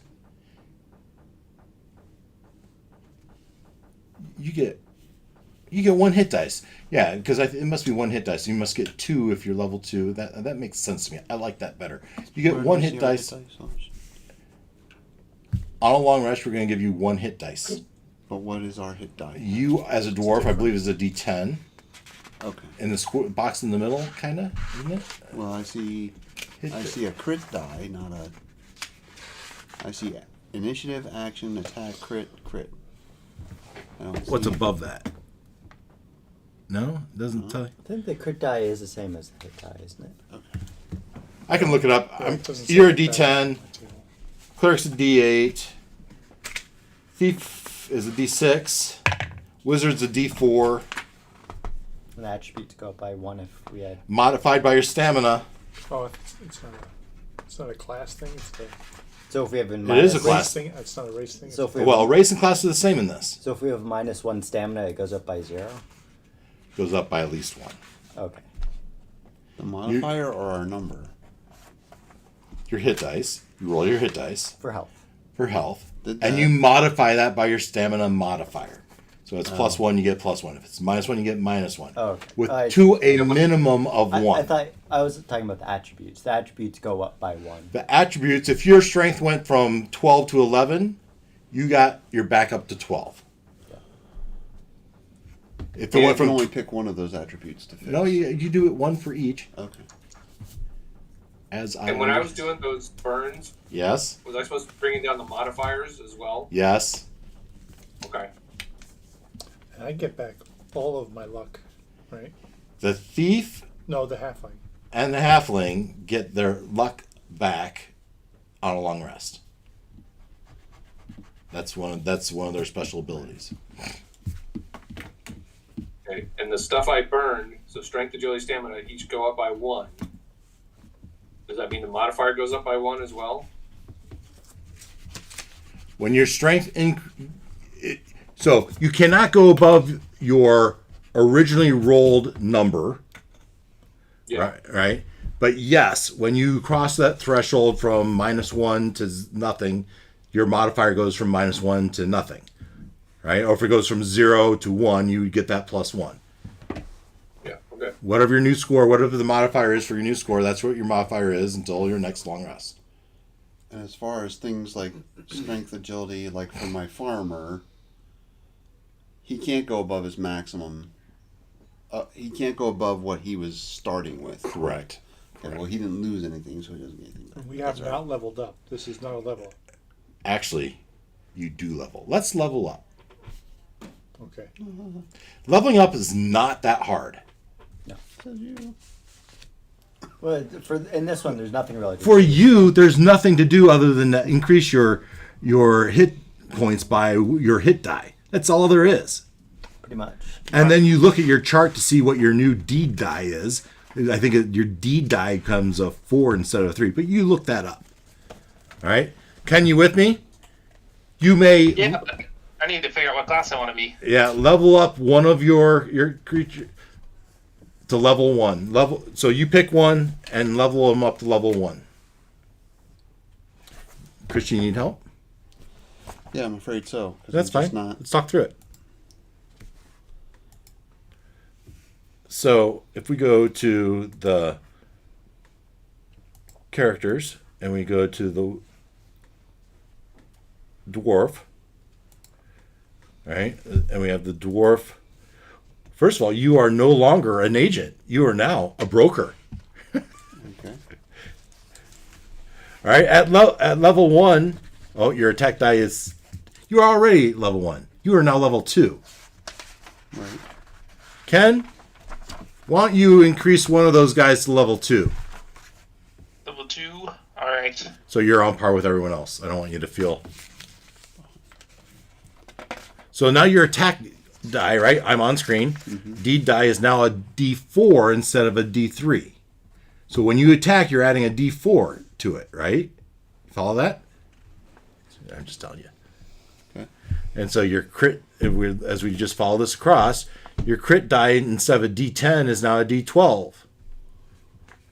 And that's the only other thing that changed. All right. Continuing down, that was the dwarf. Let's go back to the cleric. Looking at the cleric. But what you said what do our Your hit points would increase 1d10 plus your stamina. So roll a d10. I did that earlier, All right. and so I did that. But that's for hit points. That's now. your hit. That's your new hit point maximum. Maximum. Okay, then I gotta do. Nice roll. 5 minus 4. So 4 plus the. Okay, so okay. Your new maximum. Is 14. Possible, but we're hovering at 5. This is a crappy first roll. Okay. All right. Okay. Now cleric.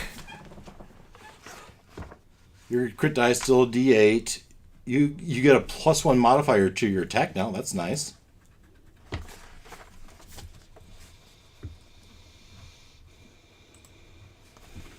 and you get one new spell. Yeah, so I get an extra +1 on attack. I get 4 now. And that applies to melee and missile? To the attack roll, but not the damage. Yeah. And then fortitude goes up by 1. And then Well, yeah, okay, yeah. will goes up by Is 1 that as what well. that means? I think so. I read it as your fortitude is +1, +1, +1. Oh, okay. It's just still at a +1 modifier. So it doesn't change. It's not added again. Yeah, that's how I would interpret it until That was my interpretation too. until you get See, to I a was level going where for it the switches. optimistic interpretation. Yeah. But, All right, that's a cleric. Wizard. Yeah. You are now a shaman. Oh no, you are now a controller. This is so Your attack is +1. Your crit die is a D6, and you get a new spell, a new known spell. Okay, hang on. Attack. Is now +1. Okay. Crit die is a D6. That didn't change. Your action die is a 1d20. That didn't change. You get one new spell. Now that's supposed to be random, Okay. and everything else is no different. Your reflex and your will is still just +1. Max spell level is still +1. Okay, and it doesn't change my hit points or anything else. Now your hit points is roll a d4, modify it by your stamina modifier. So I did that for the sleep. Does it happen for the level as well? It does that for the level as well. We are now manipulating your hit point maximum. Okay. And so you said do a D4 Yep. and my stamina modifier? Yes. Okay. Then the best I'm going to do is a 1. So your hit points go up by 1. Yep. Okay.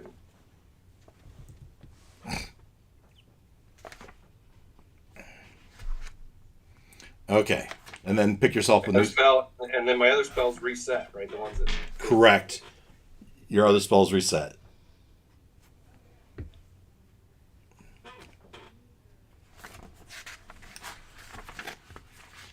so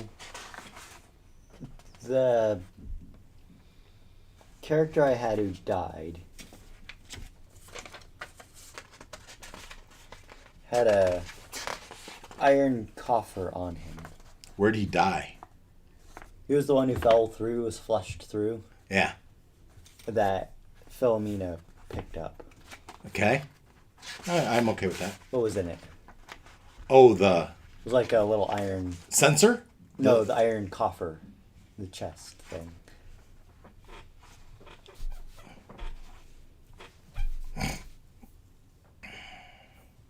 So in that room, there was some like incense burners. This was before that. This is where the pit of the ooze was, wasn't it? This was... Where did he picked that up Oh, it was in pretty the. early on. It was in the burial ground, right?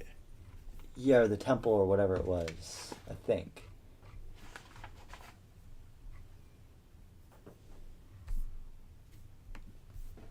Let's figure it out. And we just said at the time, like, oh, he doesn't have a way to open it, so he just takes the thing with him. Yeah, well, maybe give it to the thief and he works on it for a while. Or the...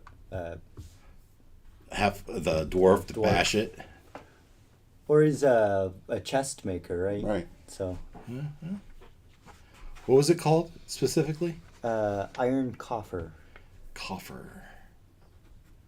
Coffee. Coffer.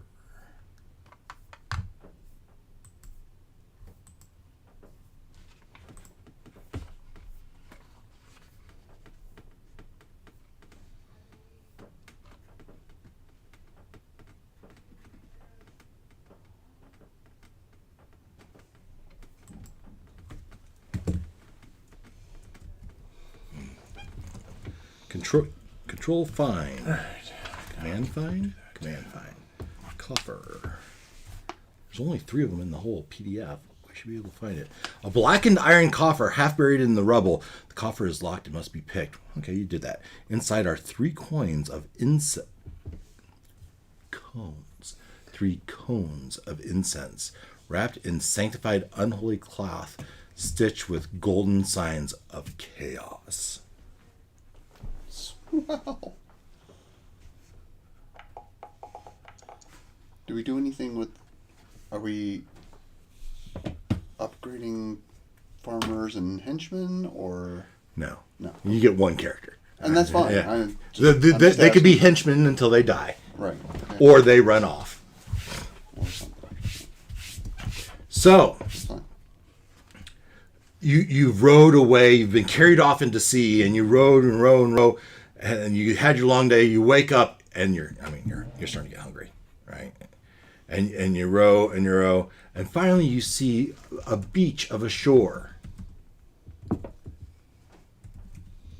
So what time of the day do you suppose it is? D24. Tell you what hour. Yeah, but I'm going to see it. It's 6 a.m. plus a D12 plus a D20. D20?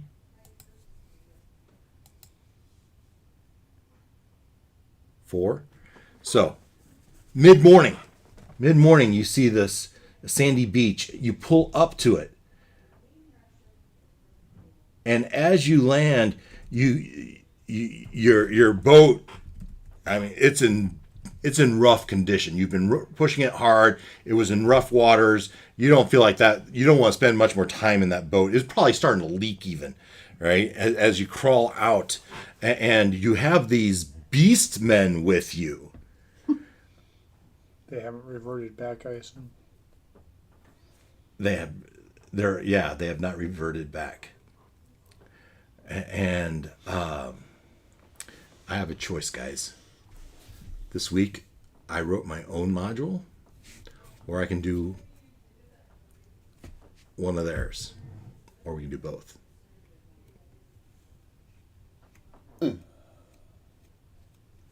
Which one flows the best from where we are? You're on the beach, and you see along a cliff. There's probably Dunes? not dunes. No, the beach isn't that big. The beach is less than 100 feet deep, right? And on the edge of the beach, there is a rocky face. In that rocky face, there's a cave. So I'll leave it up to you. Would you like to investigate the cave, or would you like to just move on?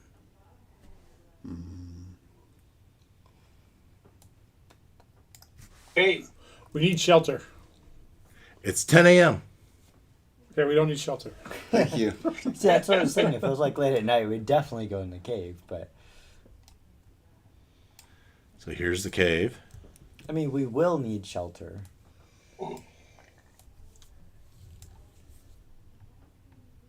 We'd make a I nice realize, I know shelter. you said we're not sailors or whatever, Yeah. but certainly we would be familiar with the stars above our town. And now that we're out in the open, or we were last night or whatever, Yeah. do we have any sense of whether we're further from town, closer to town? I mean, the goal here was to rescue these people and get them back to town. So first of all, you have, yes, there's stars above, right? Yeah, there's at least similar to the stars you know. Have you really paid that much attention to the stars in the past? I mean, you were a blacksmith or a rutabaga farmer. You give 2 hoots about the stars, right? Do we have an astrologer in the group? No, but even the most rudimentary folks would have some knowledge of local lore associated with constellations. Familiar Oh yeah, with there's the the Big sky. Dipper type of thing. Yeah. So the stars, but does that mean you're close or near home? I would say yes, you're right, but also Dave's right. That like I don't think a normal they would know the stars certainly because you see them every night. You didn't have electric lights, but it doesn't mean they would know how to navigate by the stars and Right. like. I mean, we'll use Earth mechanics of the sun rises in the east and sets in the west ish, right? Okay. Depends on the day. Ish. Most of that, so maybe southeast or northeast, but Some days it just decides to rise in the west and set in the east. No. Here, I'm joking. yeah, Anyway. yeah. I pull out my knives. I want to go hunting. I'm hungry. So, what do we do about the beastmen? Do they stay with us? Where's your nifty gadget? Your Oh, yeah. The random generator. yeah, whatever that one thing we used to use. Yeah, so fate check. Yeah. Yeah, feet check. My fate check. Do the beastmen stay with us? And there's strength in numbers and there's familiarity. So I'm going to say it's likely. Chaos factor, it's going to be pretty high. So group is yes favorable. Yes. Yes. More More mouths to cannon feed is fodder. negative. Stay with. In caps, You're apparently. gonna make this an all or nothing? They all stay or they all go? That's a lot easier. Okay. That's fine. All right. So the stay with, and so let's see. That makes sense. They would either stay or go as a pack. All right. What happened? Oh, what? Yes! Yes, they stay with. Exclamation point. Yes, with explanation. Okay. Yeah, they stay with you, and so. You have saved our lives. We're eternally grateful. We have a barber, and so who of these people are our original? Glenn is.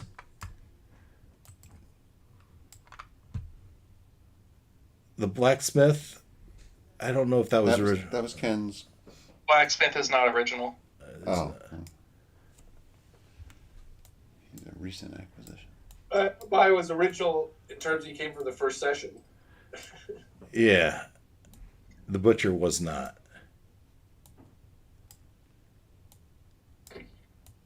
Where's that dwarf? There he is. Thank you. Yeah, some of these got buried a little bit.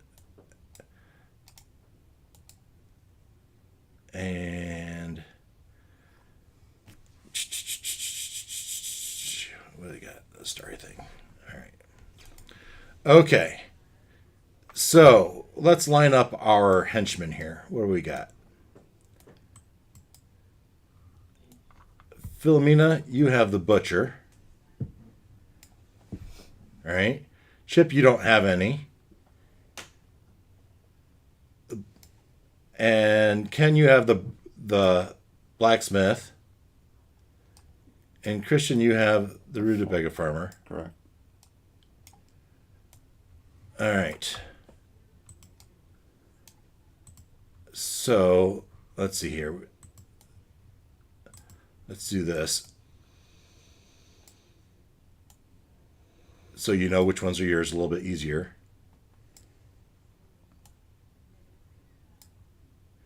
Just splitting them up. That's all I'm doing here.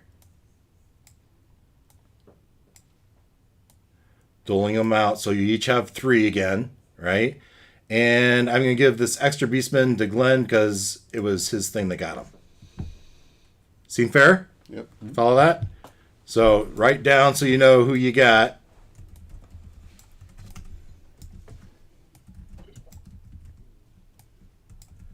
Trying to separate this out.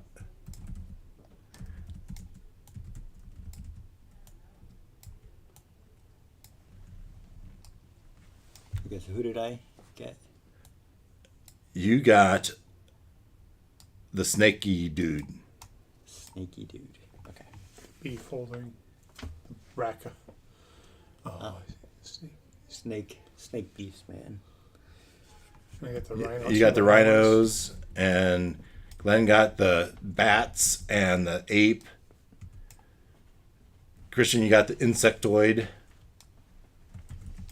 And Ken got the elephant.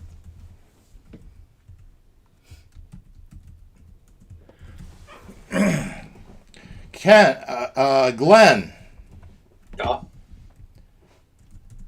as you contemplate this cave, Gloriana speaks to you. You have served me well, Elfingham. Did I get the name right? Notting Elf. Notting Elf, pardon me. I get my elves mixed up. They all look the same, right? Within the cave beyond is trapped one of my fairy kin. I would be in your debt if you were to save her. And what does she look like? She's not as beautiful as me, of course. She is small. I might have a picture of her. Come on, find her. Really? Yeah.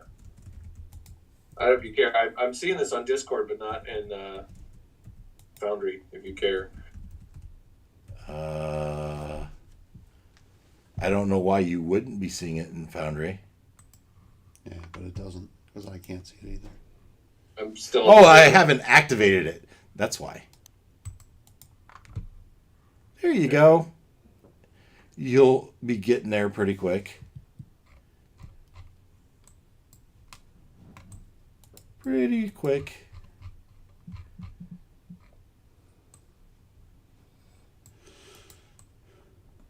Let's see here.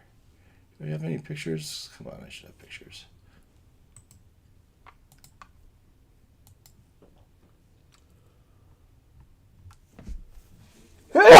Bless you. Bless you. Thank you. All right, not quickly, not easily. So it's a fairy. It's a Tinkerbell. A smaller version is trapped somewhere in here, and I need you to go and save her. Okay, and then maybe if we do, you can help us find our way back to a land we know. We're very lost at this point. I will do my best.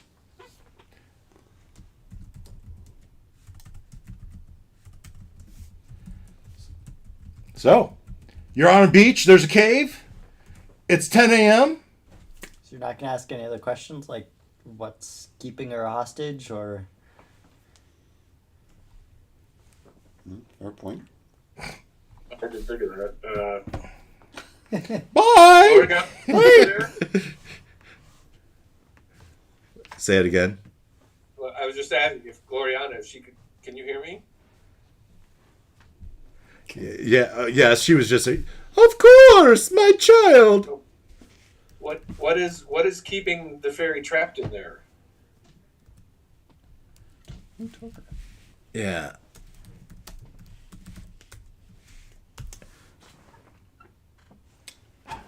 She is caught in some sort of stasis.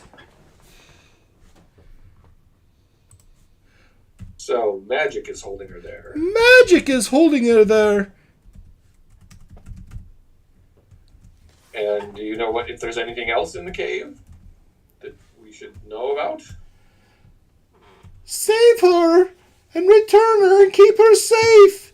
I'm sure there's all manners of big creatures in there, but a brave Notting Elf such as you should have no problem with them.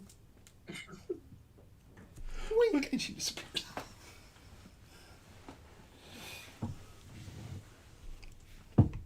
So I just did a quick thing, and he says, it was a little green humanoid with a strange top hat that entrapped her in this cave with all these manners of creatures.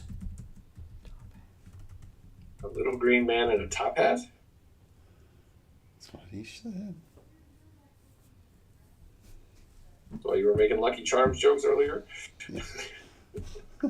I would not say he's magically delicious. Clearly he's magical.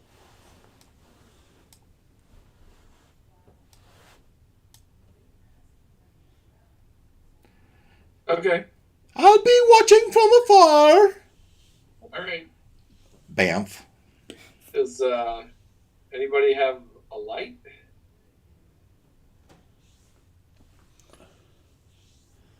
Nope. Nope. Nada. No torches, no flint. No. Well, I guess do torches burn up? Yes. Yeah. So we used our torches at one point.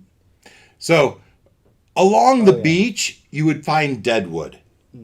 That you feel like if you tore up some cloth, if someone had cloth to sacrifice, Well, lots of people have flint and steel. you could make a We got torch. these robes that we're not really using. Exactly. Thank you. True, of the chaos road. Said it before I did, but that's where I was headed.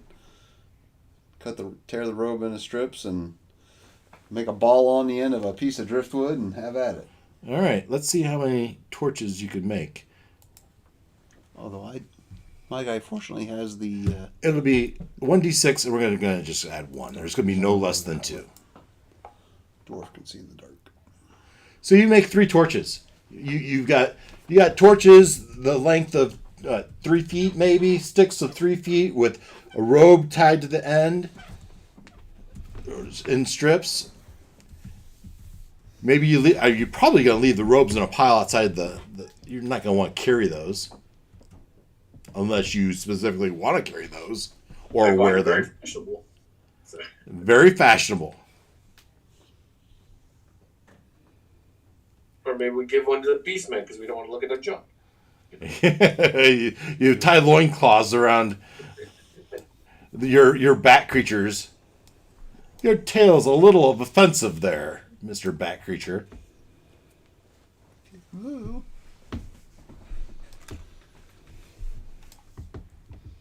Okay. Well, yeah, and I guess.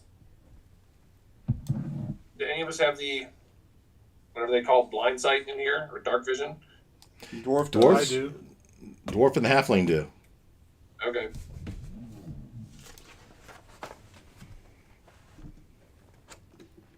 $30 feet. The beastmen are all looking at you like, what should we do? Okay. Homer, munch. Head in there. Who's that for? My beast. All right. They look at you and they look back. They start moving their way in. I guess we give them one of the torches if they can't see in the dark. Sure. And we follow behind reasonably close. You know, everybody, not just me. So a moment later, they come back out and they wave you in as if they want to show you something. Okay. And you come to this first cavern. And behind a pile of rocks, you see 5 tubes of crystalline makeup. So they're like crystal vases made of different colors.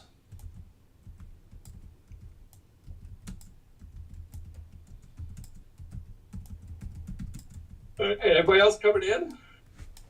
Oh, I don't know. Yeah. You had another guy for. Ooh. Who's your next guy? Oh, it was that 8-man. Yeah.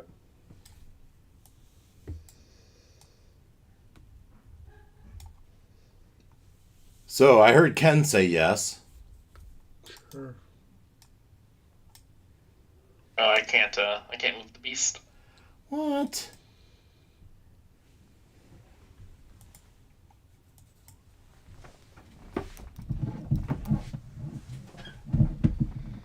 Which one is he? He's this one.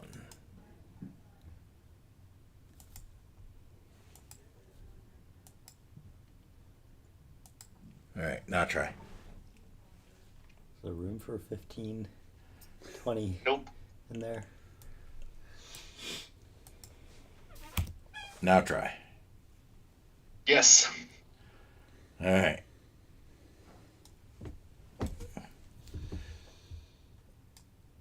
Okay, so should we keep the same? Let's roll initiative. So to establish a new turn order. That's all this is turn order. You can use your the Beastmen. I should tell you, they have a +1 initiative. Hey, it's my best initiative. Yeah, it is. 10. Oh yeah, that's a 3. All right. I wasted another nat 20. Glenn, what'd you get? Nat 20. +1. That nat 20 was mine. 21. Ken? 3. Wes?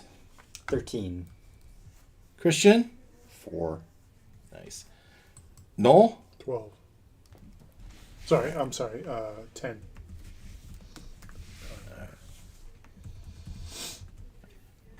Sort. Largest, smallest. All right. Glenn, you've come in here. You see these crystalline tubes, which seem, and to help with the the moss covered walls. This is a very humid climate, so that there's a moistness to the air of this, and somewhere off in the distance you can hear running water. Okay. What would you like to do? So, I'm going to ask the 8th guy, I'm going to call him Peter, go touch the yellow one. He hops up past you onto the rock, and he reaches out and he touches the purple one. And he looks at you. No, and I'll point to the one next to it, the yellow one. The green one. No. Huh? No, Oh, that one. yeah, this one. Huh? So he touched the first two and nothing happened. And nothing happened. And then, okay, what do you like? Pick it up. And he can't. It's like stuck in the ground, Okay. in the wall. What if we put a rock in it? He picks up the boulder. He starts to put it on there. No. Don't crush it. It's obviously way too big, and you would get you can recognize that it's like a glass like. Yeah. So Fragile. you may not want to do that. Okay, no. All right. I will pick up a small stone Yeah. and toss it in the yellow one. You're going to toss a stone in the yellow crystalline vase. Well, Gently. So you're going to set the stone inside the vase. Sure. Yeah. Boy, I want there to be a trap, but I didn't think of that. So I just wanted. I'm trying not to get my hand blown off. yeah. I mean, you don't want to toss it in there, right? No. You set it down in there. It sinks a couple feet down and just kind of clink, clink. Okay, but these things are attached to the Yeah. ground. We can't. Yeah. Can you describe them Okay. again? They're crystalline vases of different colors. Okay. How tall? I'm thinking 18 inches ish, and they're probably, I don't know, what is that, 9-10 inches in diameter? Okay. So just for that, I'll try the same thing. Just drop a small stone into each one. Yeah, nothing seems to happen. Nothing. Okay. So they don't move. They don't do anything when you put stuff in them. Alakazam, make water. And the beastman starts peeing on it. Yeah, well, it's yellow. So coming up behind you is Ken. No, I'm sorry. Wes is next. Wes, Really? With a 13? you were next with the 13. So you see them come in. They first the the bat-like ones went in, and then they waved them in, and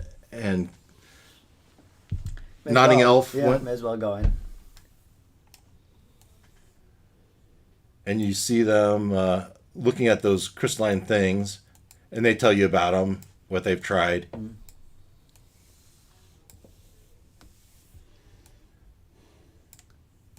Would keep going if I can, Yeah. or at least look around. Yep. Let's see moving some of these things. It's really hard for me to do Fog of War with you guys because we're live and I'm not doing multiple computers. Mm-hmm. You see that the cave opens up. You can go left. You can go right. Oh, right here. This is a steep incline. It's not. Look, the cave path goes up, and to the left and right they kind of go down.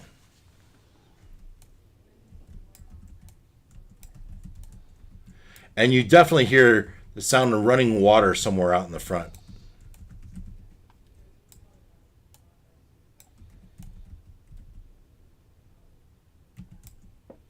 Okay. Yeah, Philomena would at least move into the... She herself? Yeah. Yeah, would move into that area. And... Uh-huh. Like I said, steep incline here, Yeah. kind of down to the left and right.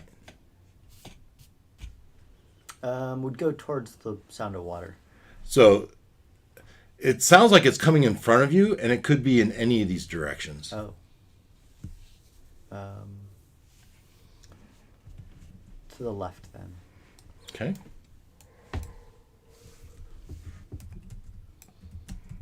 Not sure what that is. About to find out. Oh. You come to the left, and there is a swarm of mosquitoes that attack you. Of course. Now, is it reasonable to say that these two are right behind you? Yes. All right.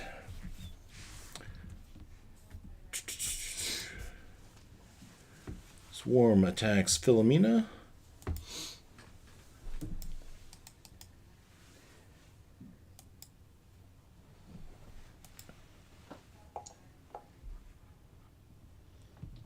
So that's an 8, probably a miss. Yes. Yep.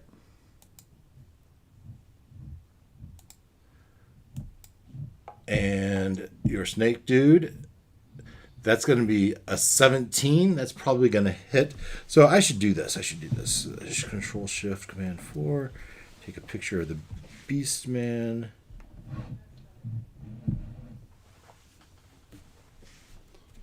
And one thing I love about Apple products.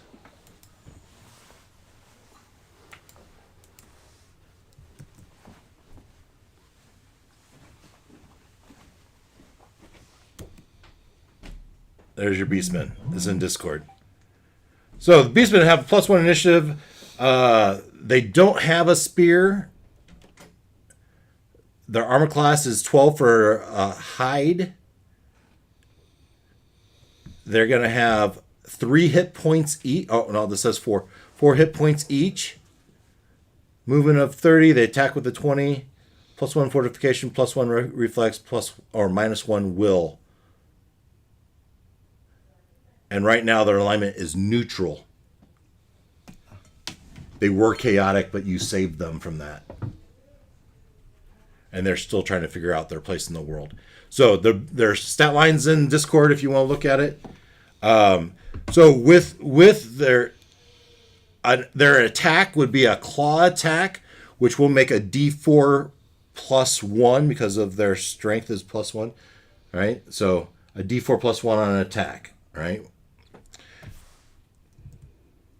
All right. So, and that attack will hit the Beastman, is where we stopped at. Right. So it's only gonna do 1 or 2 points of damage. Roll 1 point of damage, but I need a fortitude save versus it's poison. Poisonous mosquitoes.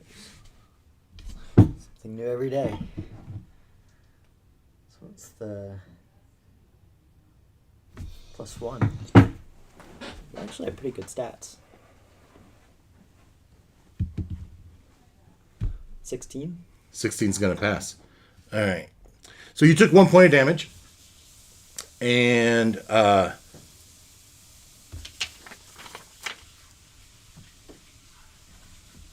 I would give you a chance to swat at them.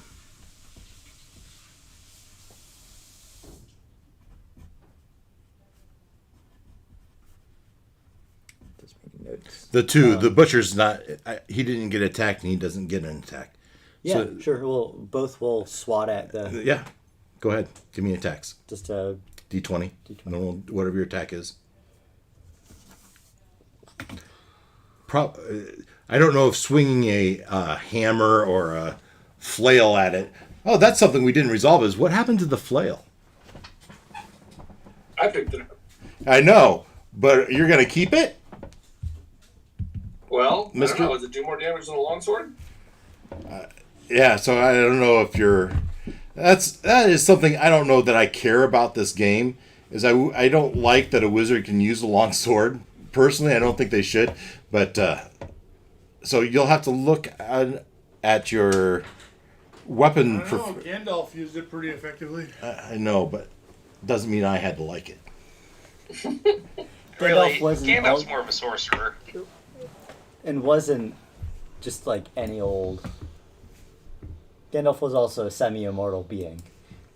Yeah, technicalities. I think most wizards try to be. Yeah, well, don't we all try to True. be? Yeah. Weapon training. Wizard is trained in dagger, longbow, longsword, shortbow, short sword, and staff. Rarely wears armor, and it's because it hinders spellcasting. Nothing about flails or maces or anything like that. So you figure if it's not on there, I can't use it. That's how I figure it. Okay. No. You can absolutely use it.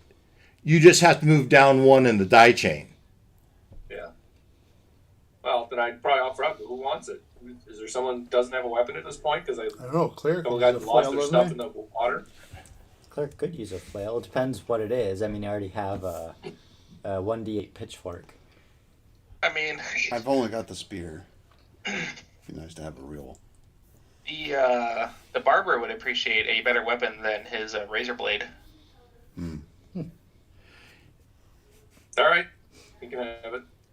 Now, let's see what it does. Yeah. Yeah, what? Fine. Oh, It's also it's probably no just ordinary lamp. Well, it did come from the Chaos Lord. Oh, Since we're talking about the flail I've anyways, already said I'm taking it. Here you go. It's got a little chaos on it.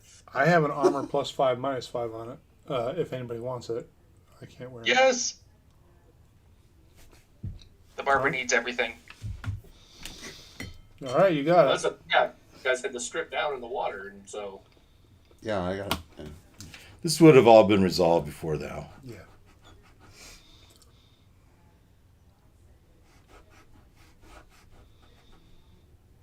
All right, so I have torches, by the way, too.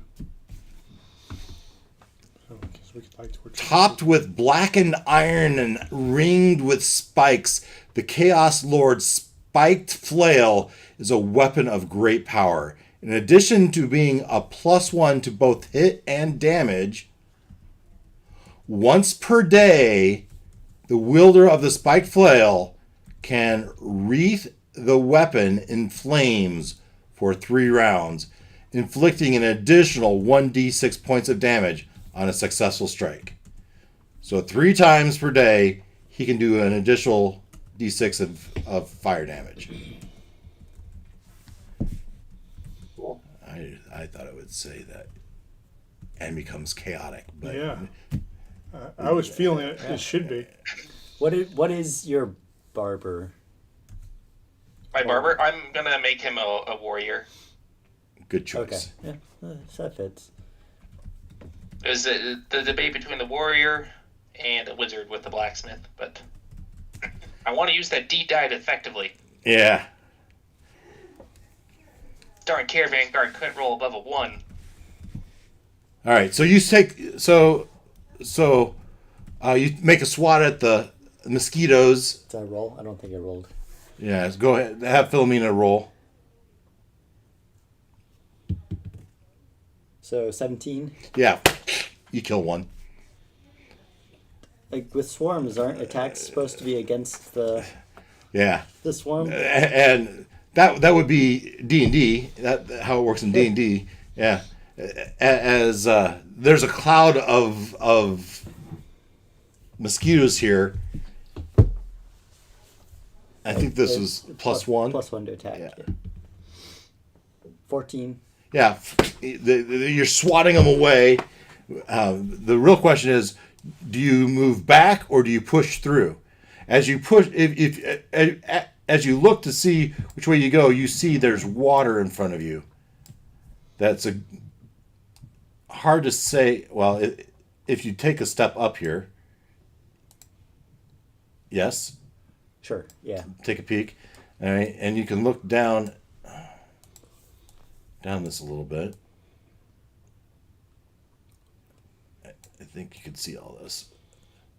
You look down there and you see a little lizard creature. And I'm going to assume you have a torch, and maybe the torch. Yeah. You see something moving back there, small creatures. I don't know. That's a medium size. That's not necessarily small. And the cave kind of continues in front of you, and then the water kind of runs off to the side.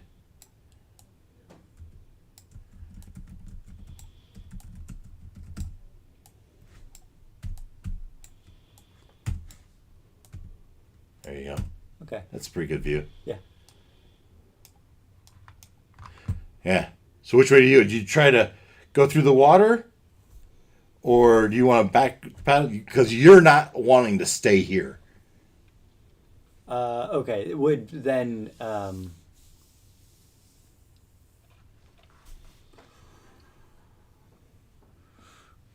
That's a good question. Would probably, yeah, she would go back to go around the other side of that, like Yeah. kind of. So for your turn, I'm just going to push you back. Yeah, that's fair.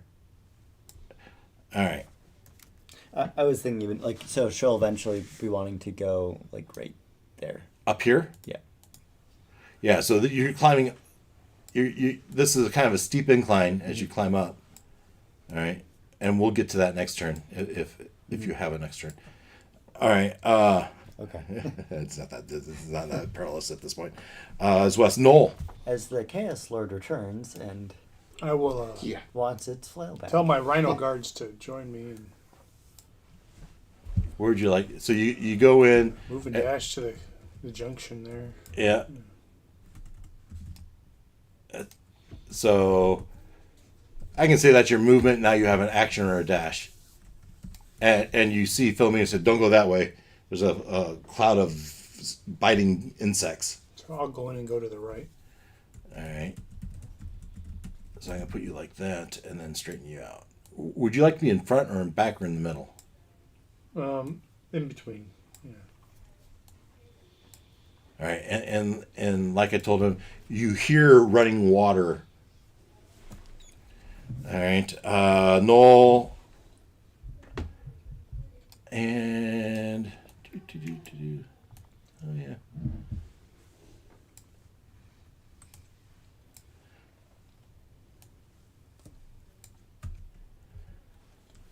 All right. Christian.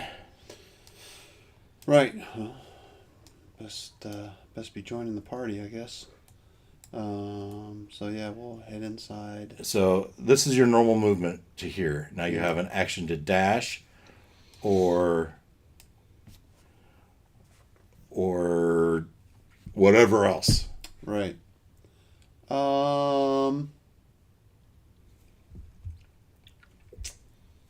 Let's.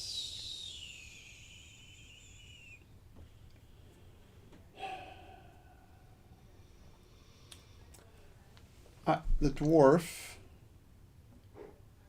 would like to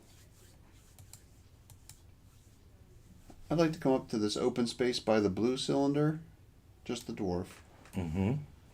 and like, oh, I don't know what it's called. For want of a better term, do an investigation. Okay. I'm supposed to be able to like look at rocks and see if there's something going on or if there's something of note. Mm-hmm. So, whatever that involves. So give me your intelligence check. And you know what? Because if you're looking for the nature of the cave and the stonework, I'm going to let you move up a die. So to go to the D24. Okay. That's this large one? Yes, this one. Okay. Modified by your intelligence. Which, I have no modifiers. That sucks. I rolled an 11. 11. Yeah, so you get every sense that the cave itself is naturally occurring. It's not carved, it's not excavated. Like maybe it was water, or perhaps back in the day maybe it was lava tubes. Okay. Okay, so. But you don't sense that there's any current volcanic activity, right? Seems safe to you from the structural and geothermic sense. Okay. Now these tubes, these crystal structures, they're a little less natural. Mm-hmm. Like, were they grown? It's a little bit beyond your comprehension for these crystalline structures. But they appear to be like one with the floor, like not separate items that were placed. Correct. Okay. Okay. All right. Perhaps, all right. Perhaps magically developed, but you're not much into magic. Yeah. No. I know my way around rocks.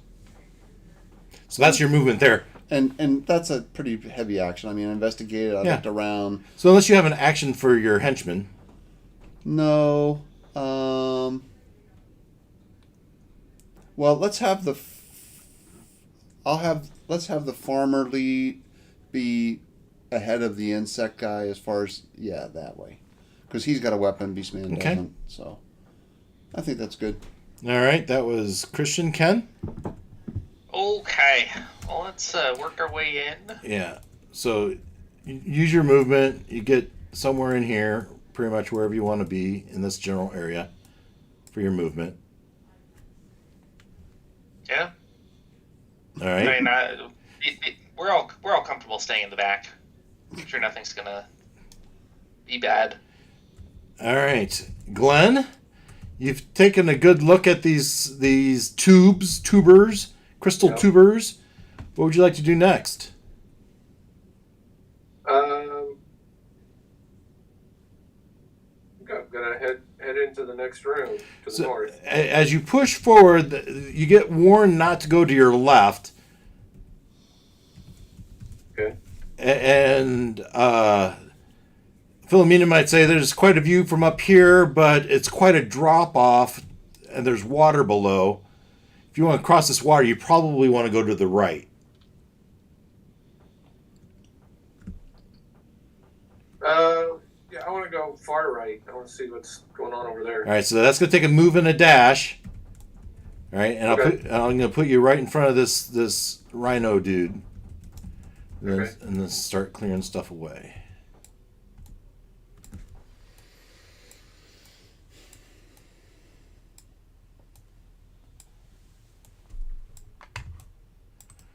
All right, the floor slopes pretty quickly toward water, and you sense that this is slippery rock. It's moistened by the humidity of the water. It's quite steep.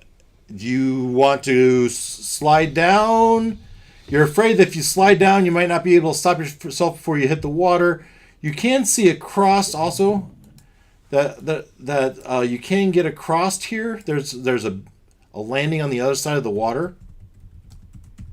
And there's something slightly glowing in the water off to the left, which you can't actually see. Are those black spots like pillars up to the ceiling, or are they? Yeah, those are the cave walls. That's pillar. Okay. So I guess I'm curious about what's glowing in the water, but I don't want to get so close I'm going to fall in. So. We can say your henchmen are behind you, if you want them to be. It is quite crowded in here. Yeah, they can spread out. That's all right. That's fine. That can be my turn for now. Okay. Wes, as you stand up here on this rock edge, you see the water below, and this phosphorescent turtle starts to meander below you. You have a torch? I don't know. Yeah, so you can just barely see this rocky ledge on the far side. The drugs are starting to kick in. The drugs are? Poison. We've got a multicolored glowing turtle. Yeah. Yeah, well, it's not like you've ever seen that before. Before 20. Yeah, really. It is 420, yeah. He's a glowing dude. Totally tubular. I've got colorful tubes over here.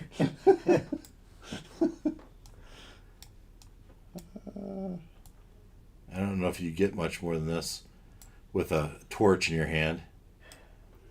Does it look... Is it a turtle, or is it anything other than, like, being glowing? It seems pretty tranquil down there. The turtle seems... The water's pretty still, and it's just... You can't really see... And the water, otherwise, is dark. I mean, it's a dark cave. You can't see maybe a couple inches around the turtle, and only because it's glowing. Well, I mean, she's still a little worried, because, I mean, she knows that usually in nature, brightly colored animals are a warning. Stay away. Is that what Aristomus would... The god is whispering to you? I mean, she was a farmer, right? Turnip farmer. Yeah. So. I'm not sure what she'd know about aquatic life. Well, but animal life about in general. animal life in general. Okay. You know. Okay. Snakes, this is what she believes. That's fine. And insects. So she's gonna let someone else. You know. All right. So you see that. You see lizard-like creatures on the far side. They're very still, but they're quite large.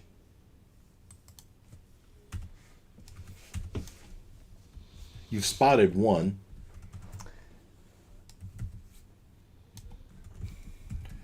Lizards are quite large? Oh, they're medium-sized. Are they glowing as well? Or? They're not really glowing, but they do have bright colors on them. Lick it. Lick it. This is, I'm going to call this a 15-foot drop-off here into that water. Now, could you do like a cannonball into the water? You could absolutely try to do a cannonball into that water. And you could sink like a cannonball with all your gear. It's very true. Yeah, okay. So we'll have the snake man do a turtle. Do a noodle into the water. Noodle ball. All right. And the turtle kind of scurries away.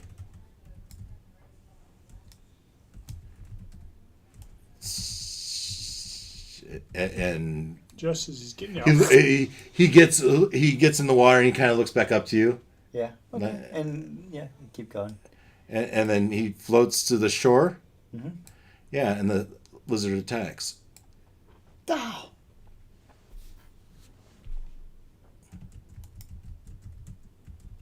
We can't all make it out alive. Natural 2. As he goes and he bites onto his boot. It's a nice tight squeeze, but it's really not doing anything. Yeah. All right. I'll give him an attack back. Okay. Try to kick him away. Yeah. Try to kick him wide. Yeah. Definitely. Matter of fact, because he's attached to him, move up a die. That was D24. He has one over There there. it is. Ah. Sorry.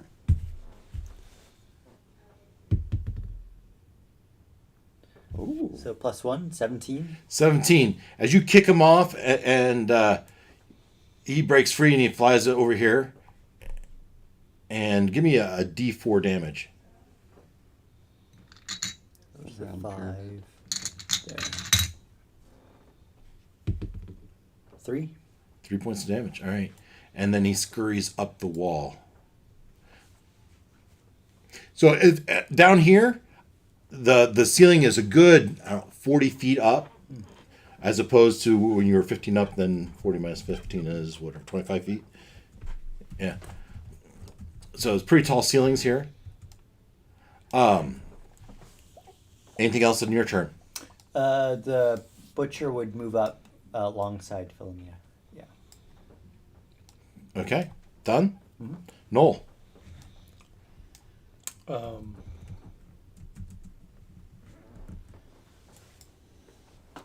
Slippery slope, tall incline, bugs. By the way, this is a Dungeon Alchemist map. I will run and jump into the water and tell the rhinos to follow Which way? across. You gonna go up? Yep. All right. Cowabunga! Splish. Splish.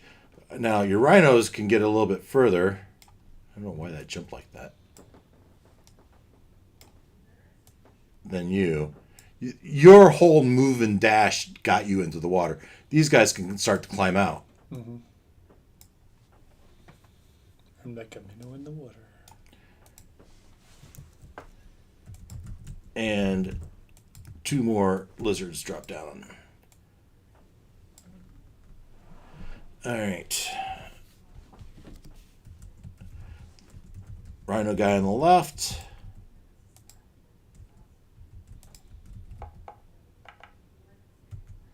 So 11 hit.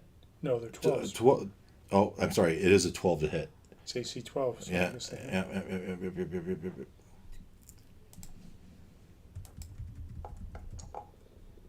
4 points of damage. You tell me. The rhino only had 3 hit points. They both. Oh, that one did, anyway. So that one's dead unless something happens. Alright, this one.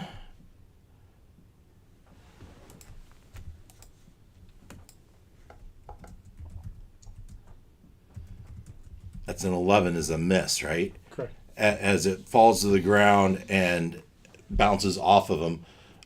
But this one has an attack back if he wants it. Go ahead. You can roll a d20 for me. +1.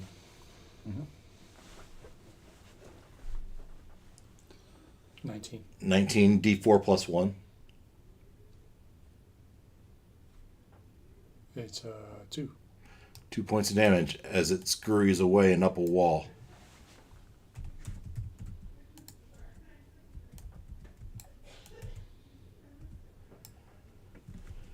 Okay. I think that's your turn. Christian. Yep. All right. Where's my crew? Okay, we're down here. All right. Yeah, the farmer and the insectoid will. Where they go? So can you write scrolls of spells? Send the farmer up No here idea. next to flank, I didn't read anything Philomena. about that in there. keep her safe, and then bring the insectoid guy. So I can cast spells from Yeah, scrolls. I like him there. That Okay. works. I don't know And how then it gets dwarf worse. will Yes. make his way back. Glenn. Yeah, wizard. that looks good. That's a move. You have Yep. a dash. I'd really like to. Hear buzzing off to your Oh, left. sanctuary. Yeah, we're not. You doing just that. heard Well, splashes ahead of you. Right.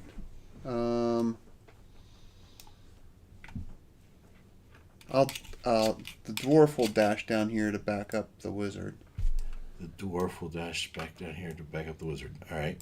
Yeah. There you go. That'll be good. Ken, last turn for the night. Yeah, so let's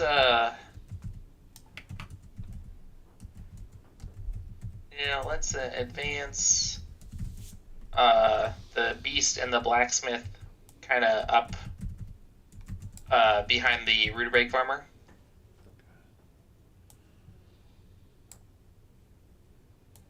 And then the barber will go actually I guess to the same spot.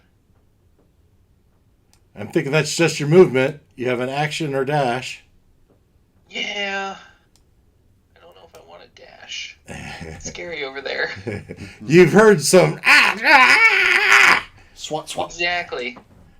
I think the blacksmith would probably dash and run over, but the barber's going to stay back because he's smart. The blacksmith is going to jump off the cliff into the water. Well, run over. Like, Well, this is a 15-foot drop off. Oh, see, that's new information. That's I don't think so, but you didn't hear it, perhaps. New information as far as the blacksmith's concerned. Oh, okay. Yeah. So new to I him. think he would. I think he would do it and then realize his mistake. yeah. So he runs up there, and he gets the edge, and like his momentum is carrying. It's like, oh crap! I didn't realize it was this tall. Oh, As a splash. Psh. Now, I didn't talk about depth. For you to jump off 15, this has got to be pretty deep. This is probably, well, you don't touch. So I don't know what kind of equipment the blacksmith has on, if this was a smart Nothing. idea. he's the level 0. He's got nothing. All right, so swimming is not a problem for him. So as he pulls himself up to the edge, he sees, oh crap, there's a lizard in his face. And that's where I'm going to end your turn. Sounds good. Now, Glenn, before we wrap up, you had these two stragglers. Did they follow you up here? Did I miss that? I think I so. said I wanted to spread out. I don't want all my guys. All right, but I'm going to move them up. Is that reasonable? Yeah, I have one of them hang back. All right. That's cool. Yeah. All right, guys. This is where we'll pick up next week. And we'll probably start off by rolling some initiative for these lizard things. That seems unnecessary. They could just not move. I could just attack you with them at my will. Once I mean, I guess that's the other way you could interpret it. That's how you've been playing it thus far. You know, we How's this created any a different than situation, normal? but then you just initiated it. Yeah, I had fun creating this map today. It looks good. Yeah. Oh, geez, we've only seen like a quarter of it. It's pretty big. It does look pretty good. So was this the module you found, or the one you wrote? This is the one I wrote. Okay.